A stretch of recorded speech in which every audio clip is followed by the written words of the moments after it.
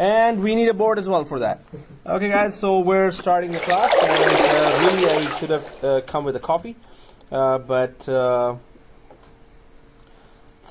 now while the machines are starting here, and we're going to discuss that, and I'm going to quickly quiz you for some of the concepts there. So I hope everyone do remember all the concepts for 2, 1. No, not that 4. But yeah, these are the machines, and server 1. Yeah, so we had these two. So guys, we had server 1 and 2 machines there. Okay, anyway, I'll just power on while they're starting. And did we create a client machine? Yes, we did. Client machine, Windows 10. Yeah, we did create that, right? So yeah, so it doesn't matter. Okay, guys, so let's go ahead. Now our child domain, what we had was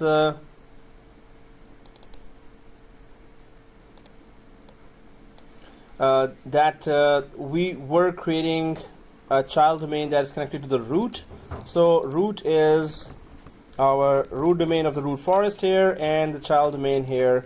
We discussed all the possible scenarios there that we had, and child domain was used for separation of AD administration, and but we can still give manual permission to each other's users, to each other's resources.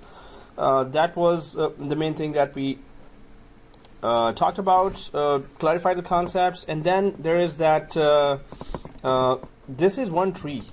This is one tree we are following. Now, when we say one tree, anyone can tell me quickly what that means?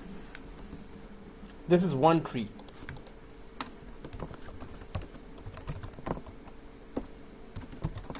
So there is that Netplus domain.local, and then there's a child domain, which is ny.netplus domain.local. So if we have child domain, which is suppose downtown.ny.domain.local, ny.netplus.domain.local. So suppose there is another child domain, so child domain of a child domain. So that would be, of course, still having that name netplus.domain.local at the end, right? Downtown dot. Suppose there are 2 branches there, so we will have that, right? So downtown.ny.netplus.domain.local. Now you can see that the name here and here and here is the same going on, right? No matter what you add there, it's going to be added in the start of the domains. No matter how many domains you create there, child domain, child domain, child domain, so they will all be ending with netplus.domain.local, right? So this means there's one tree going on. What is one tree? It is exactly, and it is a DNS namespace, and through that we can actually locate our network resources as well. Suppose there's a server 2 or there's a server 10 here, that is a file server. So server 10.ny.netplus.domain.local. Oh, what was that? So server 10 dot, okay, server 10.ny.netplus.domain.local. So when we give this name, or any server you create that has joined that child domain, so it will be ending with the ny.netplus.domain.local, right? So what's going on here is that you will be able to track all the resources from this path here, right? And if there is a server 22, suppose here, and it is in downtown.ny, so again the name just tells you where the resources are, right? So this is one tree. That's why I'm saying this is one tree here. So other things are it's a separation of AD administration, and the second thing was we can still add each other's users manually to each other's resources. Now we see a name. Okay, we can, yeah. So these are two things you have to keep in mind now. Well, when you keep in mind these two things, then we can go for the third lap. Yay! So first of all, did we uninstalled the child domain in the last class? Yes? Okay, did you log in? So starting the servers? Yeah, you're supposed to log in from 70-741 account, which is 13 February, right? And the password for? For the first server? It's a small ABC, capital ABC. Keep pressing shift 1, 2, 3. So, yeah, that was... Yeah, small... No, just kidding. So Notepad. So this is it. Small ABC, capital ABC. Keep pressing shift 1, 2, 3. So the... Yeah, keep pressing shift and 1, 2, 3. So, well, I hope that guy followed me. That guy. So he should have this password. So if you remember that, or you want to note down somewhere, so this is the password you need to use everywhere, right? So, okay. So here, if it is you're logging in, right? So now let's just go for, we have already uninstalled. So this means now if we look at our current configuration, so we have server 1 here and we have server 2. So server 1 is still having that domain. Now how are we tracking that child domain was installed, and how are we tracking that it is gone now? We opened some application to do that. What was that? That child domains created. What's the proof? So domains and trust. Yeah, good teamwork. So Active Directory domains and trusts, right? So Active Directory domains and trusts, and so ADDT, Active Directory domains and trusts. If we open that, we should not be seeing a child domain now, right? So let's just log into server 1, open the Active Directory domains and trusts. And second thing is that if we go to ADUC, which is Active Directory users and computers, we should not see in the computers container any server 2 written there. So two things, let's confirm that. That will tell us that server 2 is right now just a standalone server. So I'm just going to connect to my, was I recording that? Yeah.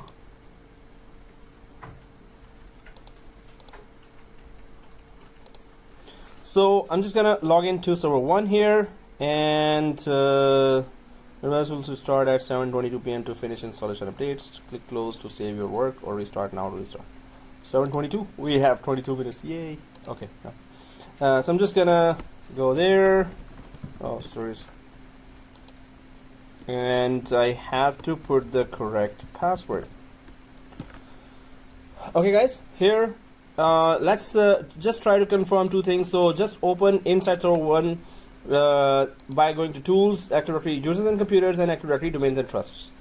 So Active Directory Server 1, go to Active Directory Users and Computers.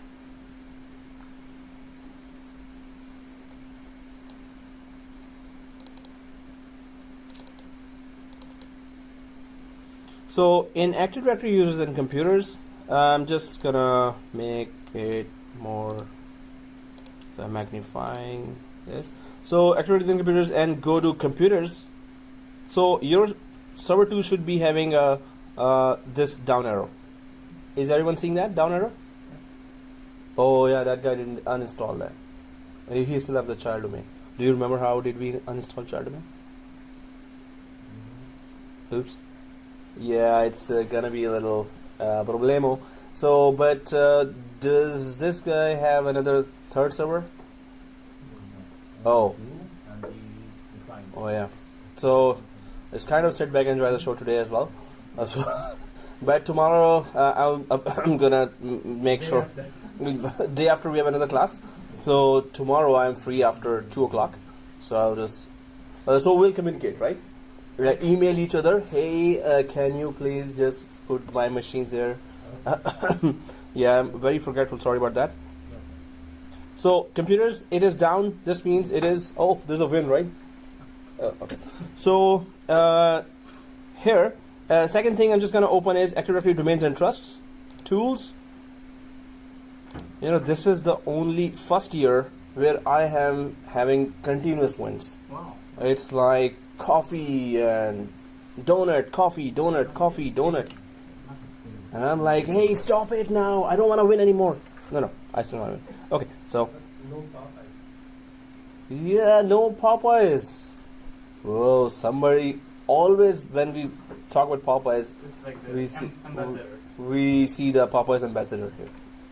Oh no, somebody's in a serious mood, so. Yes. Time will come. Okay, but Popeyes really, okay, yeah, they gave a bad impression.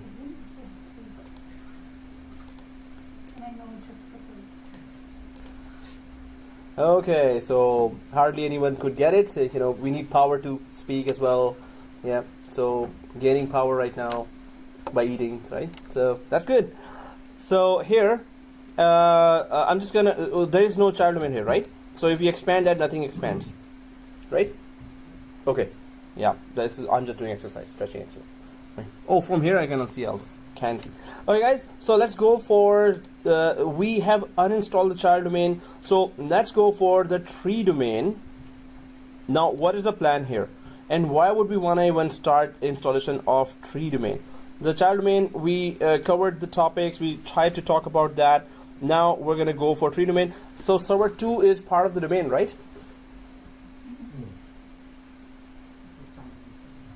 It's a standalone server. Hold on. Wait. No. I'm shivering now. Oh, okay. I should not shiver with the mouse. Yeah, in hand. No. We did when we uninstalled the child domain. At that time, it automatically kicked us out. So it is not. It is a standalone server now because it's standing alone, right? So yeah. So if you go to server 2, you should be seeing only administrator here, and you should not be seeing the other user option here at all, right? Other user option should not be there. Yep. You can go to snapshot, right? On the server 2. Yeah, snapshot 1 you can go, but It's same as second. no, we never went there first, so he doesn't know for now how to go to snapshot 1. I was thinking that already, but then I thought that we haven't done that together, right? So snapshot 1 has also, we have to follow some steps to do that. Was Yeah. mistakenly opened as server 1 instead of server 2 instead of 1. So it's already there. So server 2 is And then I uninstalled. Oh, server 2 is in the computers, but down arrow is there with server 2 in the computers. Yes. Oh, you're with us. Okay, where to go? So guys, let's go to server 2. What is our plan here? Our plan is that we're going to this is a standalone server, so we're going to install TreeDomain now. And of course, it's a little different than the child domain. So with TreeDomain, we are introducing a new DNS namespace. And we discussed about that why would we want to do that? Your company bought a business, and without that name, you're not going to get those clients. You're going to lose those clients, so you need to retain that name. But that named domain you want to create inside your forest as well, because your employees that will be, so it was I think bitcoin.rich. So suppose that's the domain name, and that's the domain in Netplus bought, or that company Netplus bought, right? So an employee John with this, if we keep the name, so John at bitcoin.rich will be able to access resources with this name, and will be able to email other users with this name. So it will be an official domain name, or the clients will always recognize, suppose they used to recognize that guy with that same domain name. So that same domain name is there with that user. This means we need to retain that name. We can create that TreeDomain, which will help us retain that name. So first of all, we retain any name other than the name that we are still using, and we are still using here netplus.local. So we were using till now, but we will still be using that netplus.local. But now we're just introducing a totally new name that if you implement, it looks like that it has nothing to do with the first domain. This is a totally different name. But again, the main concept to understand here is this is all one forest. Whenever you're inside one forest with the different name, so this is all one forest, right? And inside you have one set of domains. So there's one set of domains and its branches are there. And then there is another tree you've created, a set of domains, and it has its own branches here as well, right? But the main thing is that if you stay in one forest with netplus.domain.local name and ny.netplus.domain.local and london.netplus.domain.local, here we go for bitcoin.rich as the new name that you're putting within the same forest as a new domain name there, which is called TreeDomain. Whenever you talk about TreeDomain, and maybe this is in Tokyo dot bitcoin dot rich, and then it is Munich. Hey, Munich is in Germany or in Russia? Okay, yeah. CH dot. So here bitcoin dot rich. Now when you compare the two, there is no comparison here. I mean, this is totally different name, this is totally different name. Maybe there are two different forests, but you as an administrator can only know that no, they are still part of the same forest, but they are just retaining their name. So there is first tree you have with which you create the forest is this, and this would be the second tree. We can call it a second tree, or excuse me, or second DNS name space. Technically we just call it that, second DNS name space. But of course with administrators, when you're talking with terminology, you will be saying that, oh, this is a second tree, or this is a second there's a tree domain that I've introduced a second tree here. So just second tree just means that a new name has been introduced and the whole hierarchy will be using that new name now. And the first name that was with which you create the forest, that whole hierarchy of child domain and child domain will always use that first name, netplus.domain.local. So now there is a two tree based forest here. So this would only be happening if you really need it, and you need to and the scenario is that you buy a new domain. Suppose it's not about even buying new. Suppose you are a group of companies and you have different businesses running around, right? You're really running that 5 or 6 type of different businesses. So you may have 5 or 6 different tree domains. So 5 or 6 different namespaces under which you will be putting your resources. The main thing is to understand that why would we put it in one forest? The only one reason. Why didn't we just create a second forest, a new forest for bitcoin.rich, another forest for netplus.domain.local? Why are we putting it in the same forest?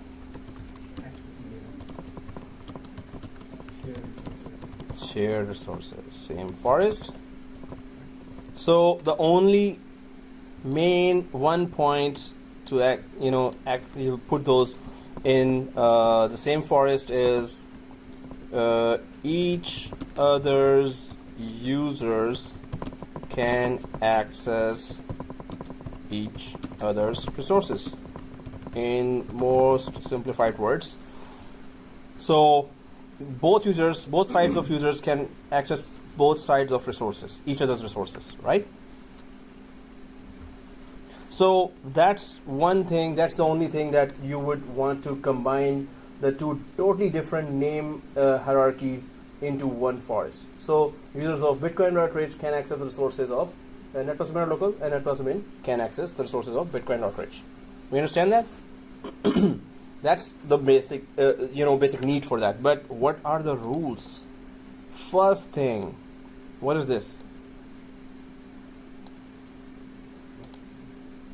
So two-way, exactly, two-way trust relationship. Now I'm just going to create that, and then I'm going to ask you what's going on here. All of them share the two-way trust. That's where we need. There's a little difference here. So I just stopped it, right? So what do you see here? How can you explain this diagram right now? The two-way trust relationship is going on between, Two domains. yeah, two domains. TreeDomain. There are, how many domains do we see here on the board right now? How many total domains? How many total domains do we see here? 6 domains? 6? Really? How many domains do you see? 6. 6?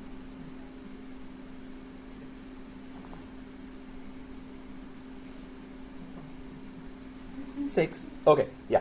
So you said that, right? 6 domains, right? So you said 2 domains. Which 2 domains? Root domain. Two root domains. Between the root. Exactly, 2 tree root domains. Tree root. So this is the root of the tree, this tree, and this is the root of this tree. Yep. It's also the forest.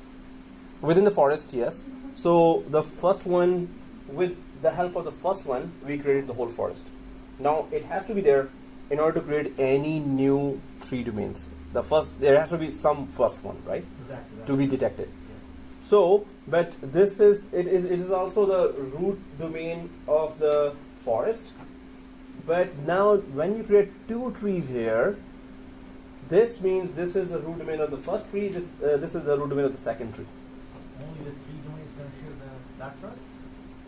Yes. So the root domains of the tree will only share two-way trust relationship. So that's the rule that we need to understand. If it's 2 trees, the child domain of the first tree do not have automatic trust relationship with the child domain of the second tree or the root domain of the second tree. Again, the child domains of both do not have automatic trust relationship with each other as child domains. They have no automatic trust relationship, and they don't have automatic relationship with the root of the other tree. So only root to root you can talk now. Automatic, I'm talking about. Automatic trust relationship is not there. Only root to root is there. Child to child and child to root is not there. Child to other root. But you can activate But we can activate this manually. a trust relationship manually as well. We can do that, yes. Automatically it's not created. But because you're in the same forest, so if we want to create a trust relationship between this and this child domain, yes, we can do that. Because we're part of the same forest. So this diagram explains how tree domain works, right? And this we need to understand that root to root, yes, automatic. After that, child domain, there's no automatic, but we can manually create whenever we want a trust relationship. And this could be also one-way trust relationship. One way means suppose users from here can access the resources here, but users from here cannot access the resources here, right? So it could be one-way trust relationship as well, right? So, but this diagram, normally we need to understand that, okay, there's top two-way trust relationship. Other than that, we don't have any trust relationship, but we can create if we want to create that, right? Do we understand that, right? Okay, so that's the tree domain story. And when we create a tree domain, we're gonna again track it with the Active Directory domains and trusts, because now it's gonna show you on the same level a second tree. So let's do that now. If there are no questions here, other than that, everything else is same. How? What you read in child domain applies to tree domain as well. So separation of AD administration, that applies to tree domain as well, but we can still let each other's users manually. We must always use that word just to clearly explain that. Manually users manually access each other's resources. Right? So the same rule applies to tree domain, same rule applies to child domain. Main thing. But its working is different, its purpose is different. Right? So otherwise, so domain controllers here in the root domain here will not be automatically sharing anything with the domain controllers here. Right? We're about to create the tree domain. You're going to see that yourself. That the one domain controller we have, when we create a tree domain, they're not going to be sharing anything with each other automatically. But manually, we can add each other's users to each other's sources. The same thing we did in child domain. We're going to do here as well. Right? So that's why I just put there separation of AD administration is still there. Right? So now we have 390 users here in Netplus domain root domain controller. So when we create a tree domain, of course, they're not going to be showing there. Do you understand that? They're going to be showing there, right? Yes. Exactly. It's a root Hmm? domain. Yeah, this is root domain and this is also root domain. Yeah. So, The child domain is not going to be.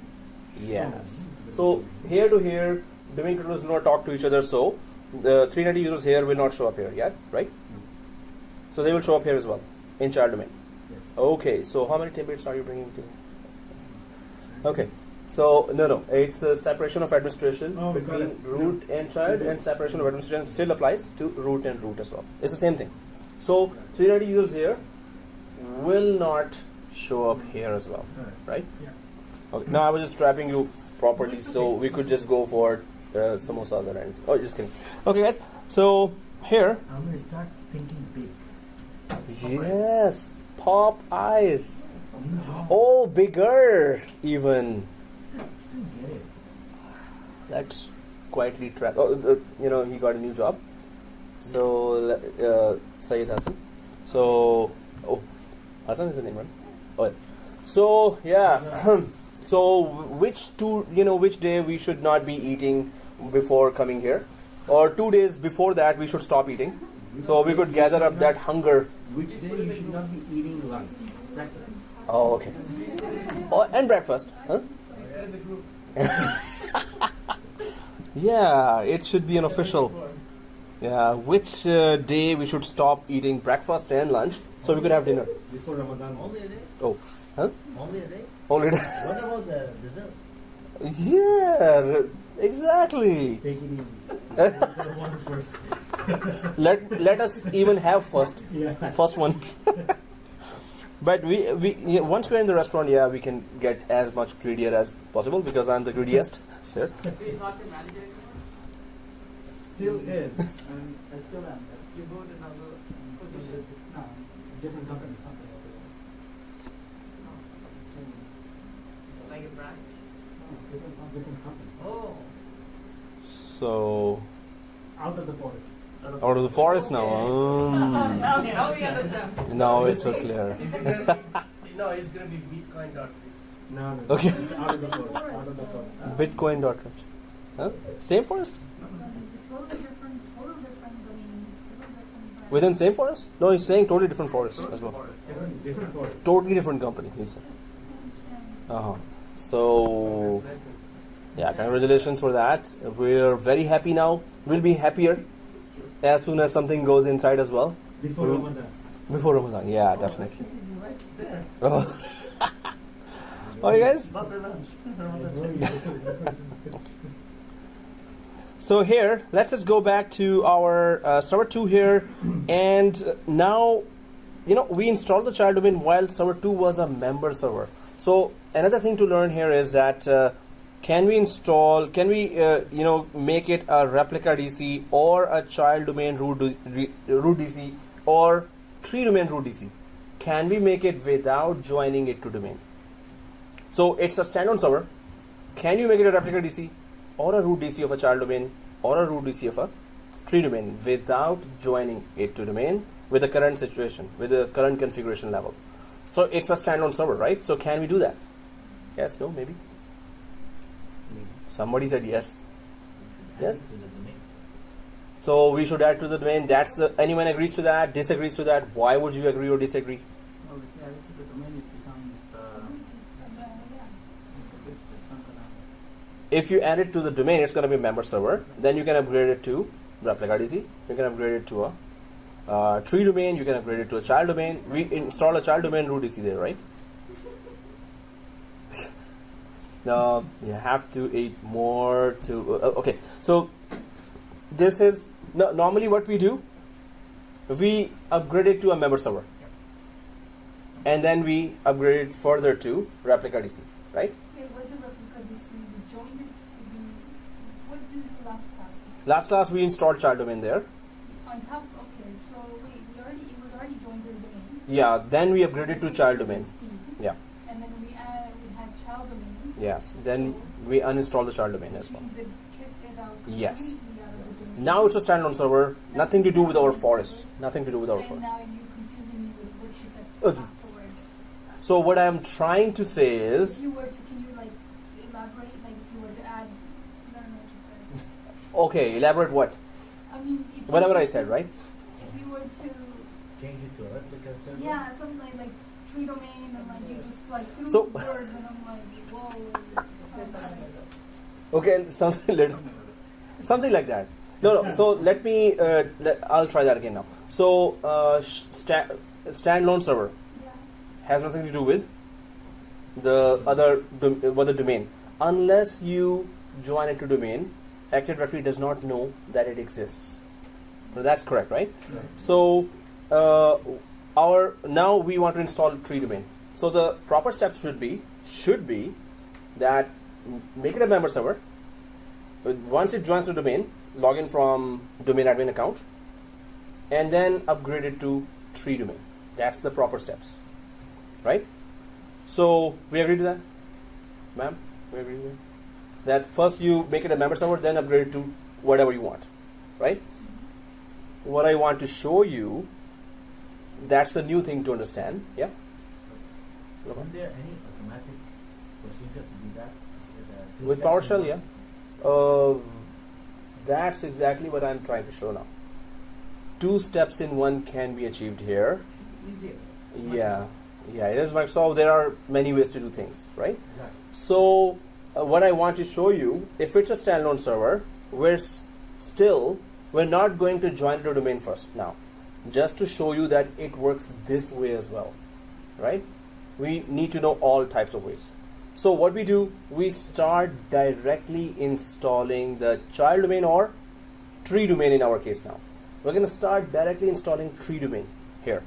And it's going to join it to domain itself, and it's going to upgrade it to tree domain as well. This same procedure can be applied to create a child domain. This same procedure can be applied to create a replica DC. Everything. So everything is possible. So with standalone server, you don't have to join it to a member server, but best practice is go for that. But I'm just going to show you the other way that is totally okay with Microsoft as well. So guys, what we're going to do is we're going to directly start installing TreeDomain on top of a standalone server. So it's going to join it to domain first thing automatically, and it's going to make it a tree domain of this forest at the same time. 2 things in one, right? How do we do that? Do you understand what we're doing, right? Yes, right? Hopefully. So let's not join it to domain. Let's directly upgrade it to tree domain, right? So that's what we're doing, right? So how do we do that? Let's log into our server 2 local administrator, and the password is still the class password, which is small abc, capital ABC, shift 1 2 3, and enter. So it's a standalone server. The only thing that attaches this standalone server to our Active Directory is the correct IP address. The only thing that attaches right now. Active Directory does not know this server to exist or not. It doesn't know that. But because we gave the correct IP address here, we can upgrade it any way possible. The correct IP address means it has the correct IP address. The IP address is within the same. What happened? It's still on the domain. London.net, the Netplus domain. Oh yeah, so he did not uninstall it. So kind of switch back and try this whole thing. Unless you want to uninstall that. So log out from server 2, log in from netadmin and then uninstall the child domain if you can do that. Otherwise, follow the video and I'll just hopefully remember to copy my machines to your machine there. Okay, guys. So here, the only thing that is connecting the standalone server to the server 1 is simply this IP address. How is it connecting? It has this DNS server address. First of all, the IP address is within the range. Server 1 is also on 192.168.200 network, and server 2 is also on this network. Second thing, server 2 has the correct DNS address. This DNS address attaches server 2 to our forest. If we wanted to upgrade anything, it will automatically detect the DNS server of the forest. So what we're going to do now is we're just going to directly upgrade it to TreeDomain and expect it to actually join the domain as well as create a TreeDomain within that Netplus domain forest. So for that, let's go to our server 2. Now we're on server 2. Everyone sees that yellow triangle here? So if you click that, do you see this? Promote this server to a domain controller, right? We all see that. So click that. And in order to create a tree domain, which option are we selecting? Second option or 2? Second. Or 2. Okay, so just kidding. So here, add a new domain to an existing forest, right? First thing. And second thing is tree domain. So once we select that, it still doesn't automatically detect is there a forest or not, right? It doesn't detect that there's a forest or not. So there is only one way to do that. So there, yeah, this name is showing, this name will go away. Yeah, it doesn't matter. It's okay too. We can ignore that, right?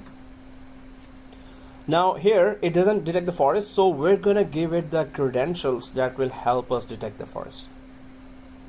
Because we already have the correct IP address in place, now if we give it the top credentials, it will detect the forest then. So click change here. Right, that change. And we're gonna put it the proper domain name and the forest. So Netplus domain /netadmin and the class password. You don't have to put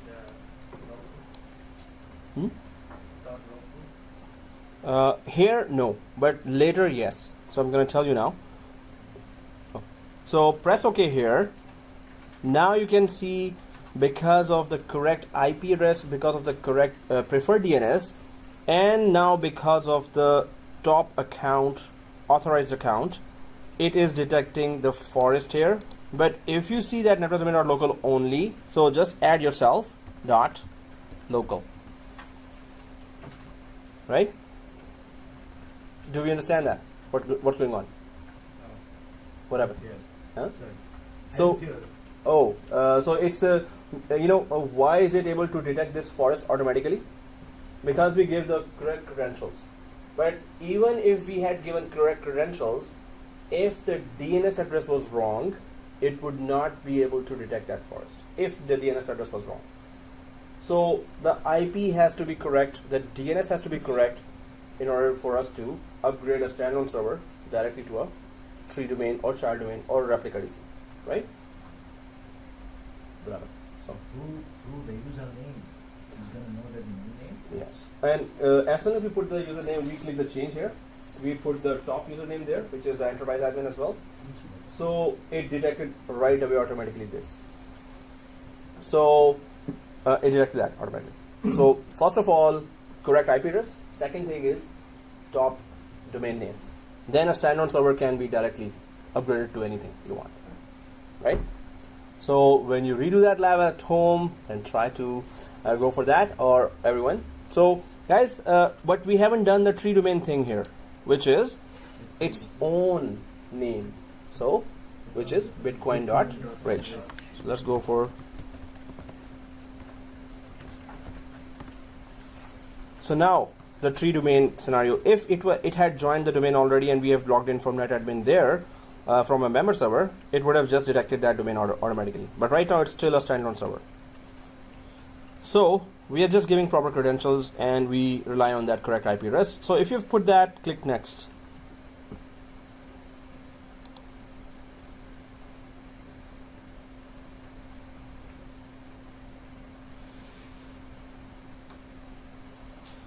All right. Oh, it's taking time. They're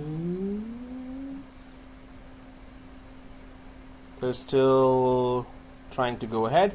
So guys, if it can communicate, it will be able to go ahead. If it cannot communicate with your server 1, then we're gonna check what's wrong. So it went ahead. Oh, cool.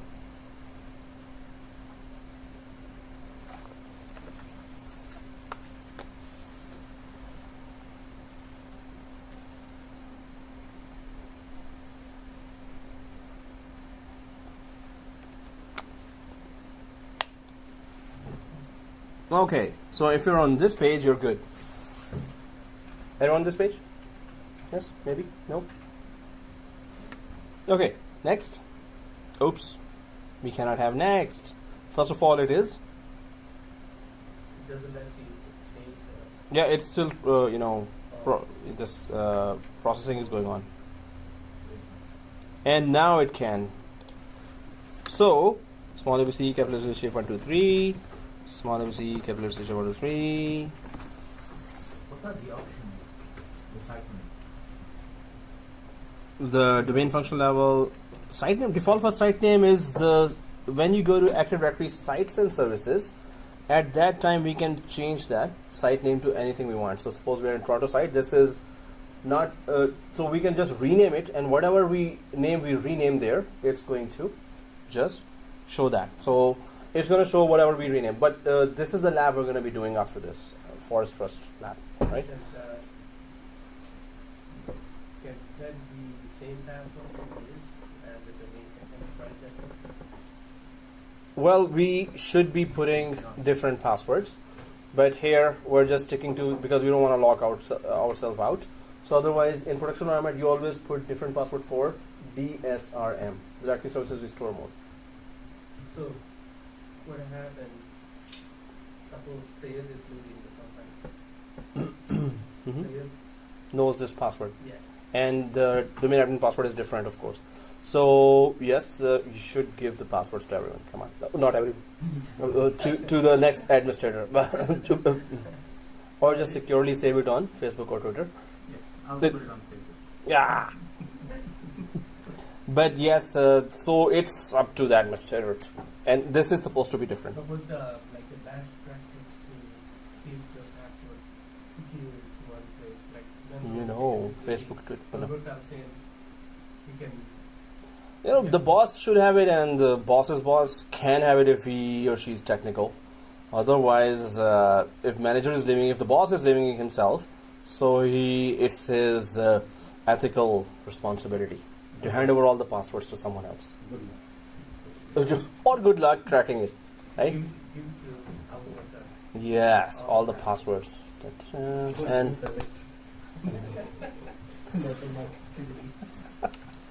so, okay guys, here DSRM has to be a different password, definitely, but we're just giving the same password everywhere.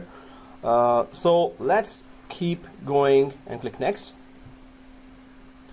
It's looking for a DNS, it doesn't find that, it's gonna just, I always say that on this screen. So we have discussed that so many times. Next. Single name access to the Active Directory. Once this is appearing, let's go ahead. Click next. Oh, Bitcoin is there. So next.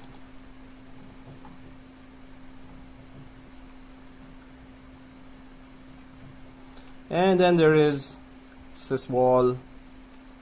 Well, just go ahead next and next. Yay. And then install. So what we're expecting is that it's going to create a new tree, and this domain controller would be the first domain controller of the root domain which we are creating now. So when we create a new tree domain, it just means that we are creating a new tree, which means we are just creating a new name, totally new name, which will be followed up in the hierarchy. If you create a child domain, if you create servers, users, printers inside, they will all be ending up with this new name from now on. This means it's a new tree, right? So click install. Now it's going to restart. So different named hierarchy, or many of them can be possible. You can have 6, 7, 8, 9, 10 tree domains there with totally different names. Is there a limit? No. We can have 1 million. No, we will never go to that. We will never reach that. There must be some limit there. There has to be some limit. I'm just going to Google that. So for each tree or child, Mm-hmm. you have to have a separate license. For every operating system, yes. We need to have that license. So it's operating system level. If we create a new child domain, that doesn't require a license to be first issued to create a new child domain. But the operating system on top of which we're going to install Active Directory and then the new child domain, just its operating system license, nothing else. So we're expecting now that server 2 will restart, and then we're going to log in from the domain administrator, right? So domain administrator would be, we should know which one, the net admin, right? No, the new tree. So TreeDomain domain administrator we're going to be logging in from, which is net admin. Yes, Bitcoin / administrator.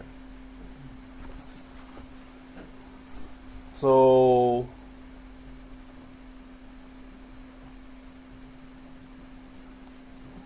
oh man, this experiment of reaching at 7, whichever day there's slight rain or slight snow, wow. So I'll try Kingston as well. I first have to know which way is Kingston from downtown. Wait, George Brown, right? Casanova campus.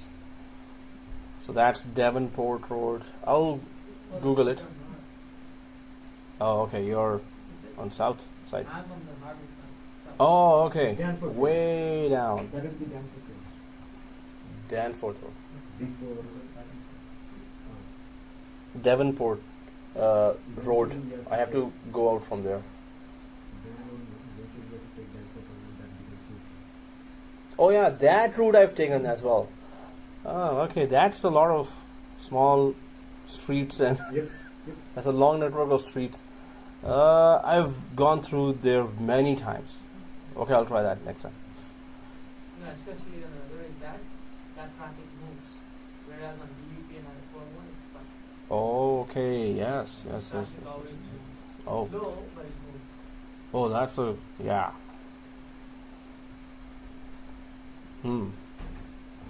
Okay, so we can go down, way down to south. Oh, that's an extra 20 minutes. So Bitcoin / administrator, and let's log in for that. So we're expecting those 390 users there, and we're expecting. Okay. Oh, okay. No.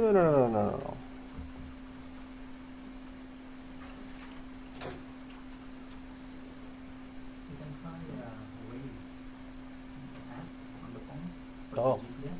Okay. So Waze, what it does is that based on the traffic, it actually calculates alternate routes for you. So Oh. every single day it's going to be completely different. It will take you from right to left to someone else's driveway. It will take you there. Oh wow. Okay. Who weighs? Waze, WAZP. Oh, that. Okay. Yeah. Oh. Yeah. I downloaded it and then it didn't talk to me. The sound was off in that, so I had to remove it. Then download it. So one other guy also told me that, and now I'm gonna try that again. Definitely. It's going to show you everything. And also, if you have Oh. any Wow. cops with them, Waze. It can. it tells you. It Because tells you everything. like if People there's a speed report trap, accidents by Okay. There's a cop on That's the most important thing. That's Police. because people Police. report it. Okay. It can. It's reported by people. Yeah. It's not automatic. Drivers report. Drivers, if somebody keep reporting, so it collects all the login. Oh man. Okay. Then we were about to take picture, but oh, we'll have more chances. Yeah. Okay. Wow, it's taking forever. Seriously? Like you, what the- Yeah, I'm looking for. The time in that machine or? No, it's my laptop. It sucks now. Yeah. When we removed that server, what password did we give to the server administrator? It was the same. Small ABC, capital ABC, shape for class password. We're supposed to give any password this for our. Wow, serious. So guys, log into Bitcoin /domain. Oh no, administrator. Oh, are we logged in already? What? What's wrong with my machine? Yeah, in the Jawbone lab, we were doing SCVMM lab. It was terribly slow there as well. Hyper-V lab. Serious. Okay. It has grown old. So Bitcoin administrator is there, guys, and I'm just logging in. So let's just if so, the same rules apply there as well. That you will be. So if a user comes from the Netplus domain .local and goes to the branch where it is Bitcoin .rich, right? So of course that user will be still able to log in with his or her credentials. So same rules apply here as well, because the root domain to root domain, it's a two-way trust relationship, right? So when we log in, when we create a new child domain or tree domain, the first thing we try to do is we try to check if we can add each other's users to each other's security groups, which is a small test just to check that if the two-way trust relationship actually is working or not. So before that, even let's. Server. Oh, It's gonna show on server 1. this server will show on Active Directory sites and services, but this server as a domain controller should not be showing there in server 1 in Active Directory domain controllers. Okay.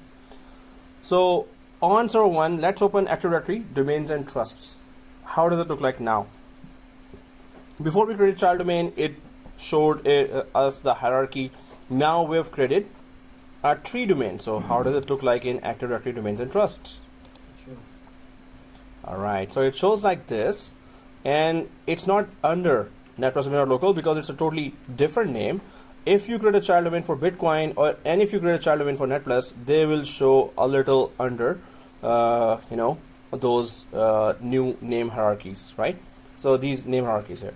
So of course if we had child domains, they will just show like that, but right now it's on the top level. It's the second DNS namespace that you've started. So whatever child domain starts for this will show under this. Whatever child domain starts for this, show under that, right? Do you understand that? Yeah.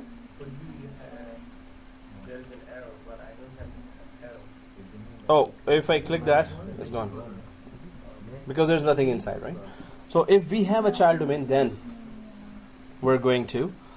So guys, one thing is this. Do we understand that, right?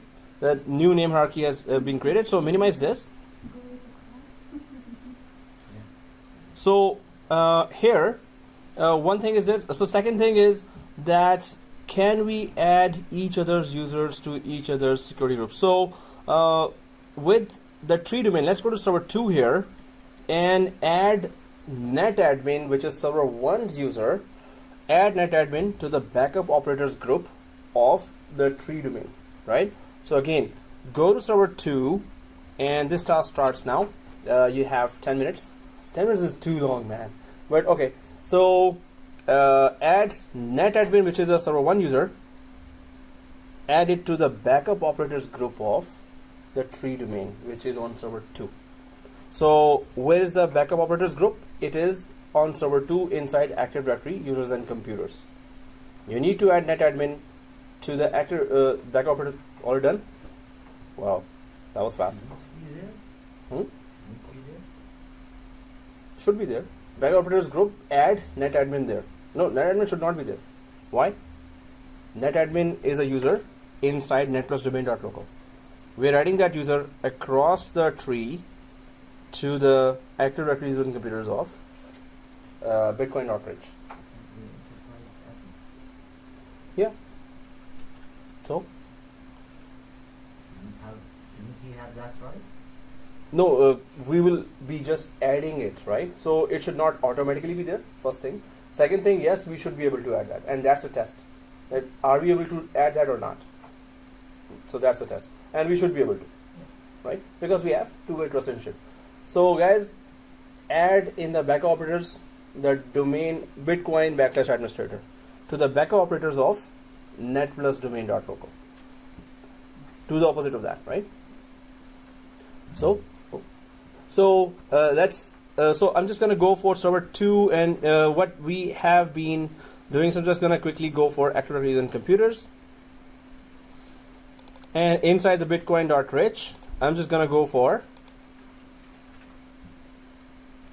backup operators is inside the built-in here of Bitcoin.rich. I'm going to add the user netadmin, or any user you can add. You will be able to add any other user as well who's not a administrator. So backup operators group of Bitcoin.rich, I'm just adding the user Netplus domain user there, right? The netadmin user is part of the Netplus domain.local. So I'm just going to click the locations here just like last time. I'm going to select Netplus domain.local because now we have two-way trust relationship already created.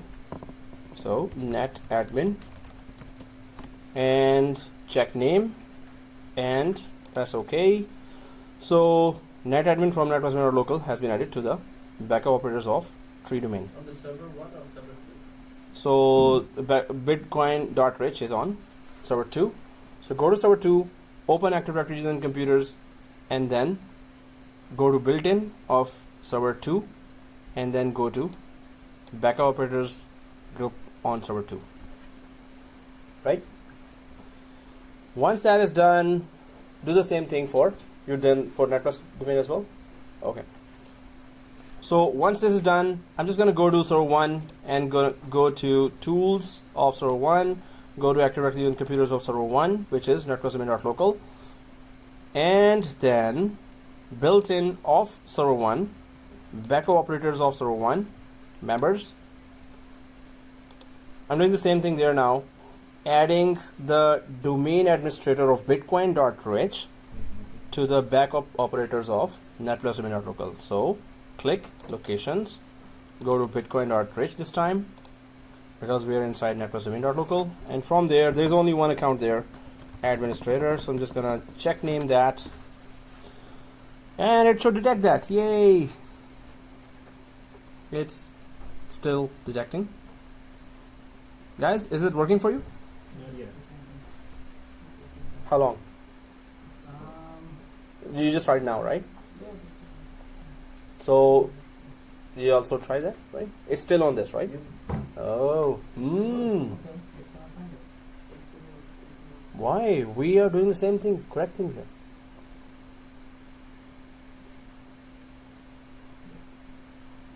So it cannot find it. Why? Why? You have one-way trust. Oh, So what? no, we have two-way trust. Yeah. Why would it not add the other way? Yes? DNS? How? Okay, so What to do with the DNS now? Where do I go? What to do? Yes, first of all, it is DNS, yes. on server 2, Yeah? uh, You're very near. I think we have the Okay. So, yes, it is DNS, first thing. Second thing, where to go? It has everything to do with the preferred DNS area right now. So, let's go to server 2, open the network card there, and go to the preferred DNS area of the network card of server 2. Let's go there and then check out what is the DNS configuration there right now.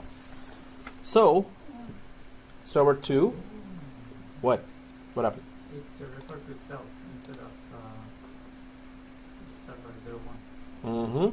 Well, okay, let's check that. So I'm just going to go to the network card, Ethernet 0, and properties, and v4.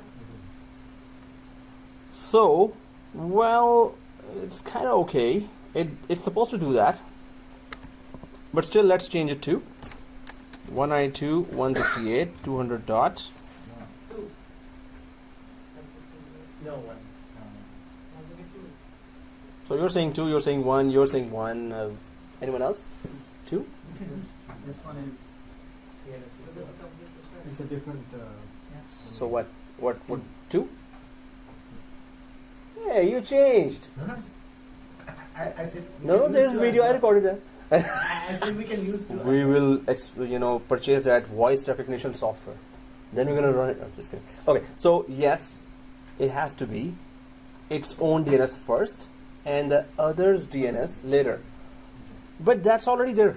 So 127. When you see 127, the name resolution is working fine at that time. So this is still okay. Okay, we corrected that, right? So press OK here, right? It could be that that it was 127, so it's corrected now. Let's go back to just detecting our user of that other tree within this, right? So if I check name again, it gives us the blue donut. Still. Server 1 or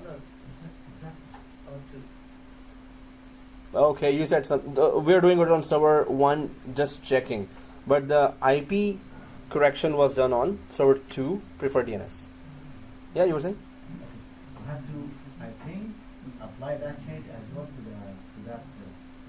the server. Yes. You have to put 2 and the second. Exactly, guys. DNS, That's it. We have to do the same exact thing. We have to double check the same thing in server 1 as well. Okay. Which in this scenario we have 2 TreeDomains. Yeah. We are putting the server 1 DNS and Mhm. the second one. What if we have 3 or 4 or more? Oh, we can Two add domains.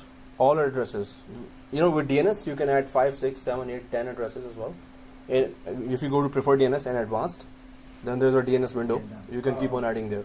So we will do the same thing. So guys, server 2, the IP address is correct for everyone.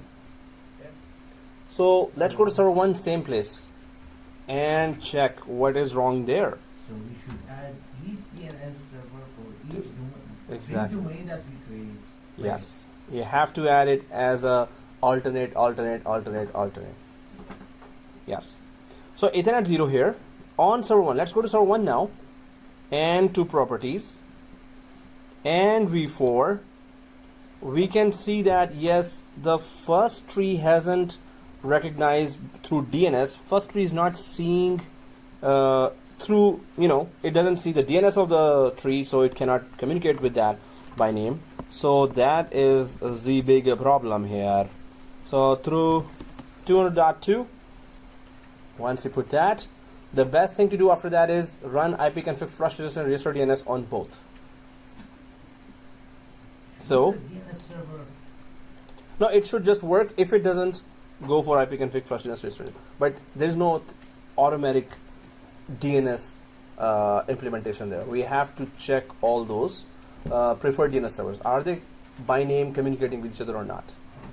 Why we're doing this? Mm-hmm. Just to detect the names? Because we cannot add each other's users, right? Yeah. So should the DNS server Mhm. only help us with the computer names? Only? Yes. For the names, it will only help us for the names. But in By this name access. scenario, Mm-hmm. it's for the names, the computer names, and the user. No, so if the computer is not detected, user will not be detected as well, right? So right now there is no by name access to the domain controller. So if domain controller is not by name accessed, so any users inside will not be detected as well. So it is still by name access to the domain controller. Only telling it where is the domain can control Exactly. those After data, that, it's going to then detect that. Yeah. Exactly. Done? Already read it? That's good. So, guys, once we did that correction, now if we go ahead and check that, I haven't run that, IPconfig flush DNS or register DNS, but if I just try to go back to Netplus domain.local and just try to check name that again, if the DNS settings are updated, yes, now it detects bitcoin.rich administrators, users, right? So it is. Press OK, apply. Did it work for everyone? No? You got this one?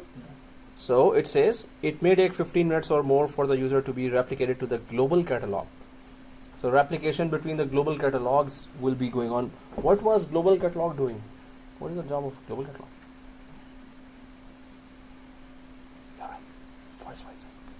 Oh, it's forest-wide search, right? So give it a little power. Oh, okay. So forest-wide search and user logon. For user logon, it has to have that replicated names from the other tree as well. It has to have the information of, hey, how many users you have? I'm a global catalog of Netplus domain.local, so bitcoin.rich. How many users? Oh, you have administrator only? Okay. That's it. Thank you. Now, in 15 minutes, I will be able to search this user as well. So it's a natural thing to get this. After 15-20 minutes, it should fix it, right? So let's give it some time. But when I did it for DNS, it did it. If you do flush DNS, then it did it already. So it just made that communication right away with the DNS, right? Flush DNS, it can do It didn't? Oh, okay. On both. So, hey, something with that computer. So, when we touch DNS anywhere, the best thing is always go for flush DNS, register DNS right away. Best thing to do it, right? But if it doesn't accept, then just wait for it. Done as well, right? That's It's not taking. Oh, it's the same error that we got. Okay, so but it's also natural, so it's okay. Doesn't matter. So, guys, you're there. Good. Okay. Okay. So, seriously. Okay, guys. So if it is done,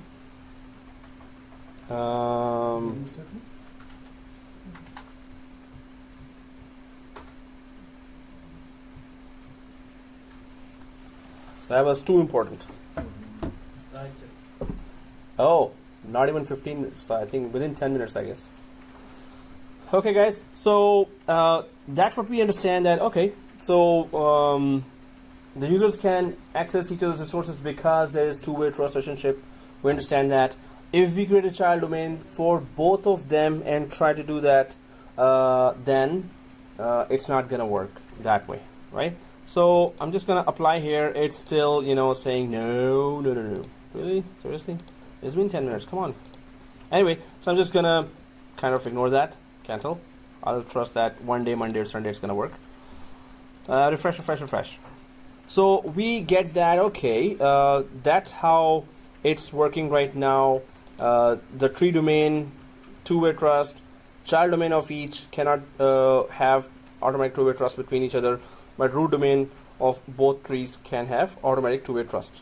You understand that, right? Okay, so and the other scenarios all apply that we were applying for the child domain. They all apply here as well, right? For the child domain, separation of administration, AD administration. So we don't have the 390 users here, right? We don't, right? Okay, so we understand all this. Let's uninstall it. Yay! We just installed it, but that's it. I mean, whatever exercise you did on child domain, you can do that on tree domain. Other than that, it's a totally different name, and its own child domain will have no communication with the child domain of Netplus domain.local. Bitcoin's child domain will not have direct communication with the Netplus domain. That's the only thing to understand here, right? The root domain, yeah. So it is the Netplus domain has a child domain here, right? So I'm just gonna create that line here that will explain that. So if there is this child domain, so it will not have a direct relationship to the root domain of the other tree Right. or the child domain of the other tree. So that's the same case from there to here as well. Right? We understand that, right? Okay, so other than that, if a Netplus domain user comes here, yes, he or she will have to use their own credentials, his or her own credentials, right? That's kind of it. So TreeDomain, the only difference is you get to start a totally new name. That's the main thing here to understand. After that, so TreeDomain is not created for test purpose. Child domain is created for test purpose. Otherwise, you can still create a TreeDomain for test purpose as well if you want to totally put a different name there, and it's a test environment and it's still part of the same forest. So some of the scenarios are there, but the rest still is exactly as the child domain. So guys, we have installed that, we have tested it, and now we're gonna just uninstall it. Yay! If there are any questions, let me know. Tick tock, tick tock, tick tock. Time up. Okay, let's go ahead and uninstall it. Wait, there's a sound system. Okay, so minimize that, and so we uninstall. Now there is, for an installation, should we do something? There's a precaution for an installation. Is there any precaution? Is there something different we should do now for uninstallation of TreeDomain? We forgot. Should be the same process, but tell him this is the last domain controller. Other than that, yeah, you were saying as well. Yeah, that's correct. Are we not going to install the child domain? You want to install the child domain of the TreeDomain? We can create a new server, join it to give it a separate static IP, and then install child domain. Instead of uninstall and Huh? it's alright. Another server. So let's do it as an assignment at home. Let's install a child domain of a tree, right? So yeah, you can all get him when he comes out of the college. You made us do the other assignment. Okay, but that's good for us, right? So try to create a child domain of a tree, second tree, right? So how do we do that, guys? I'm about to uninstall TreeDomain. What do I do? Uninstall. Just uninstall. Go to server 1, remove access that server. No, it's server 2. Remove access? Which one? The server From server 1? To uninstall a domain, what would be my first step now? Log into the server 2. Oh, metadata cleanup. That was if. So that is that if we have messed up the uninstallation, then we go for metadata removal. But right now we're just gonna properly uninstall it. So what is the first step I should do? You say the server 2, go to manage, then remove. Yes. Remove Yes. Exactly. remove feature. So where is that feature? Remove feature. Oh, Which is this manage and this, right? Rules and So let's click the remove roles and features, right? And next, it's server 2, right? Yeah. Next. So stop here, don't click anything here. So, well, nobody told me that, and I don't expect you to remember that we are logged in from Bitcoin administrator, right? Yeah. Is there some problem here? That's why I told you to go to server 1 and remote access that using, or you can use it using the NetAdmin account. NetAdmin account from not server 1, from server 2. Okay. Remote, yeah, that is possible as well. Suppose you're in a Toronto branch and you're in New York branch, right? That is possible. The main thing is we are not supposed to do that from this currently logged in account, Exactly. right? So NetAdmin account. So that's what you meant at that time when you were saying that remotely connect to that. Okay, I wish you had said NetAdmin, but yes, you got it. So I was trying to do that on this server. oh, okay. Yeah, remote connection should work easily, but we can just directly log in from here as well. But if we were in another branch, we would have, there was no other choice than to remotely connect to that, definitely. Yeah. So, exactly. So, you got it. So, guys, log out from here.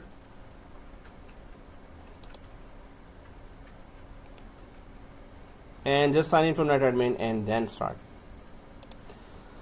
Sign out. Oop. Shut down. What? Why did I shut down? No, cancel. Can I cancel that? Stop the network. The company's network. No, now I cannot remotely do that if I did that there. So here, Control or Delete and Bitcoin administrator. So other user, and then we log in from Netplus. Netplus domain backslash netadmin my password class password. Okay, guys, now it's pretty straightforward, right? So please go ahead. No, if there was any mistake, if you missed any wrong or you did the wrong option, so let's just do it together. If you're logged in from netadmin from server 2, make sure it is server 2 TO2. Okay, not that. So remove roles and features, click next, server2.bitcoin.rich, next, same drill, right? Active Directory domain services, uncheck, remove features,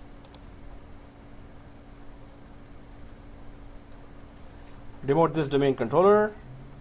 You all see that? Yeah. And then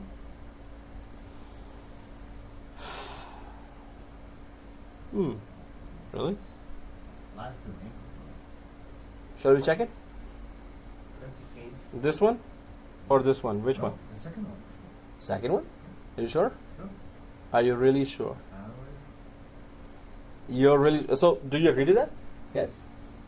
Shall we check that? You agree to that? Procedure, I would say, but You agree to that? Yeah. You agree to that? You agree to that? That's the last result. No, I just want to. The one. The first choice. Mhm. Is What our happened? last result. What happened if there is more than one tree? More than one tree. So, but we're uninstalling this particular tree. So it is asking that this particular tree is this a last domain controller, right? Okay, guys. So I was just trying to trap. Maybe somebody forgot that, but everyone remembers that. That's better luck next time. Okay, let's not click the force and let's go for last domain controller in the domain. Next, proceed with removal. Go ahead. Next, remove the DNS. Suppose you have 2 or 3 lines here. It's the same thing. So click it and next, and then we go for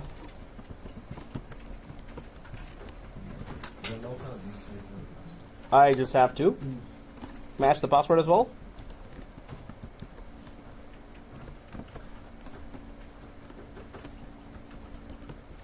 Capital ABC.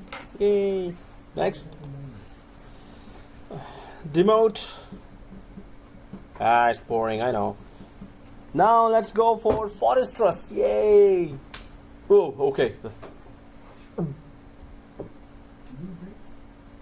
Oh, break. Really? Okay. Guys, strictly 10-minute break. So let it uninstall and take that 10-minute break. In 10th minute, I will start. The operation failed. ForestTrust. Oh, no break. Okay.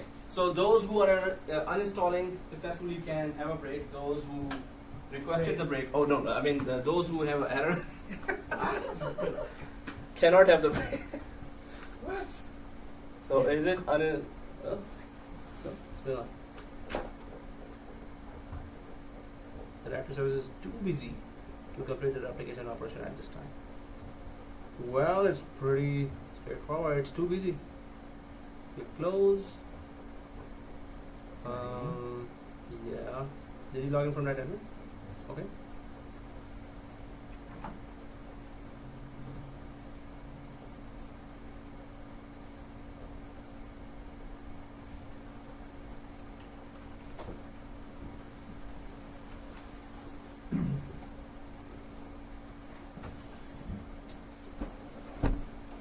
Alright guys, so nap time.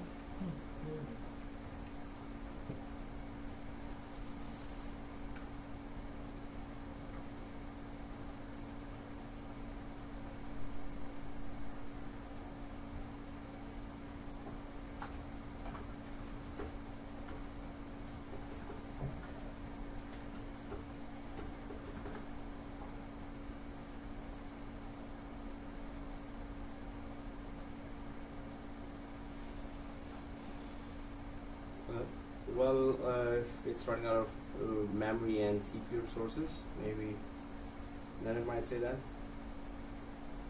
So since nobody is interested in break, so let's go ahead and start the next topic. So if you want to go for break, that's we have 5 minutes left, or actually 7 minutes. Now, if you want to go, I'll just check that.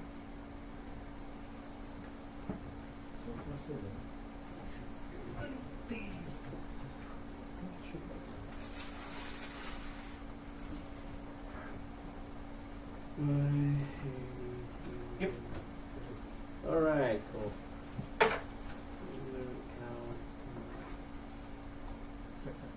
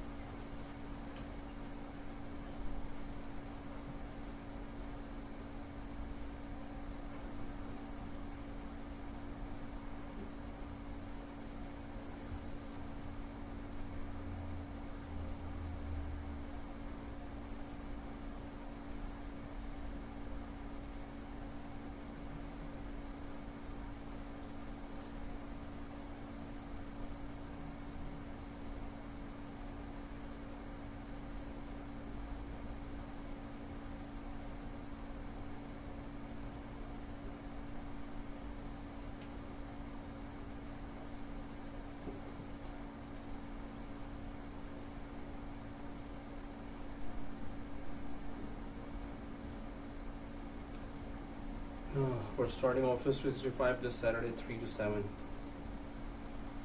There it is.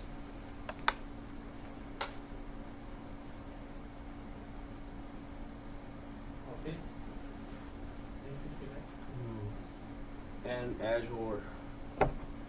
together. Yeah, Azure is part of Office 365, so yeah, it's kind of cloud course.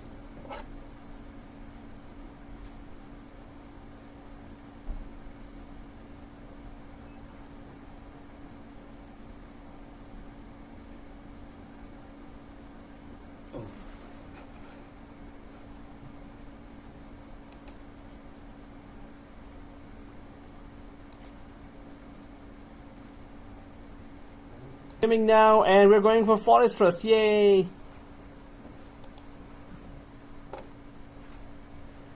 Okay, so when we uninstall the TreeDomain, is it still joined to the domain, or is it a standalone server now? It's standing alone. Standing alone. So, yeah, it is standing alone. So let's log into the standing alone server. Now, okay, standing and watching. Okay. So here, guys, now we will be going for the ForestTrust, and for that, the plan is a little different. Yeah, we need to finish it within time as well. So what is the plan here?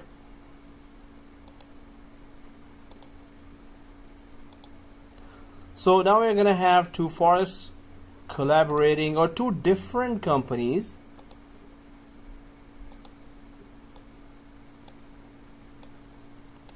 talk. Maybe there's a collaboration for 6 months, 1 year, or something. So there is forest1 here, forest, no, forest. So there's forest1, or there is that Netplus domain dot local, and then there is forest2. So I'm just gonna still put that forest1, and second is forest2. So that is we can just go for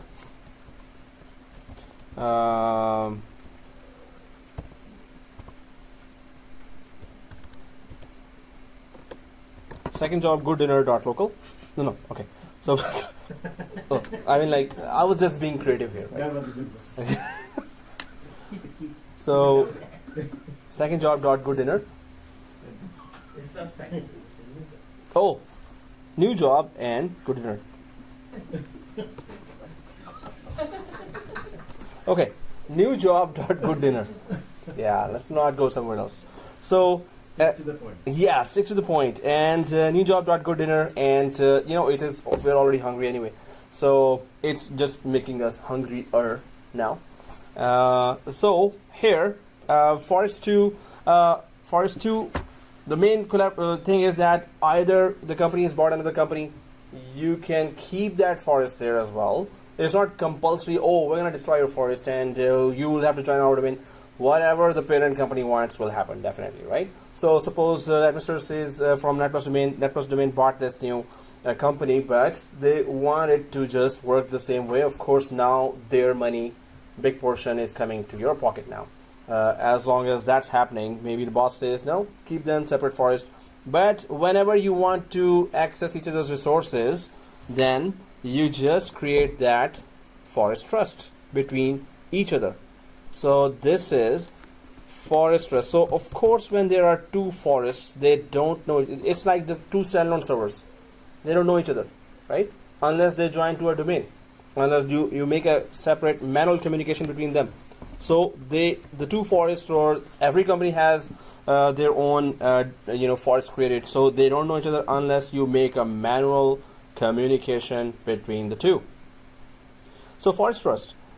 First of all, the ForestTrust is not transitive. What does that mean? It's not two-way. Transitive. A trust B, B trust C, then A trust C. That is transitive. So it's not transitive. What does that mean? There's no trust between them. No, so there is no trust, but suppose you do create the trust between forest1, forest2, Netplus local and new dot good dinner. So one directional trust. No, we can create two directional trust. We can create one directional trust. Yes, we can do. So, but what I'm trying to say is that forest1 trust forest2. We will create that ourselves, right? But forest2, suppose, already has a forest trust relationship with forest3 here. Oh, then forest one is not. Doesn't trust forest two. So that doesn't mean that forest1 will automatically trust forest3, right? We understand that. So A trusts B, B trusts C. So automatically A trusts C, that is transitive. But ForestTrust is not transitive. So of course forest2 has trust relationship with forest3. Forest1 doesn't know forest3. So it can have trust relationship with any other forest. We don't care, right? So that doesn't mean that whichever forest2 has trust relationship with, as soon as you create the forest trust between forest1 and 2, forest1 will have automatic trust relationship with all the other forests that forest2 is connected to. So that's not possible. That's not logical. If forest2 is having a separate forest trust with the forest3, that's their own, business. Nothing to do with forest1. Forest1 to forest2, whatever you have created, that's the only business they are concerned with. That's the only communication they're concerned with. So, of course, obviously, ForestTrust is not transitive, right? Within forest, within one tree, parent domain, child domain, child domain, child domain, child domain, child domain, child domain. It's all transitive. But between forests, it's not transitive. Now you're outside the company now. So it's anybody's network now. Within the forest, it's your network. Whether it's a child domain, whether it's a child domain, it's still your network, right? So we get to know that, okay, ForestTrust is not transitive. Also, But we still, yeah. Mhm. Question. Mhm. Even if, like, in the previous scenario, we have seen Mhm. that there are two TreeDomain, Yeah. so the relation was transitive, but not with the child domain.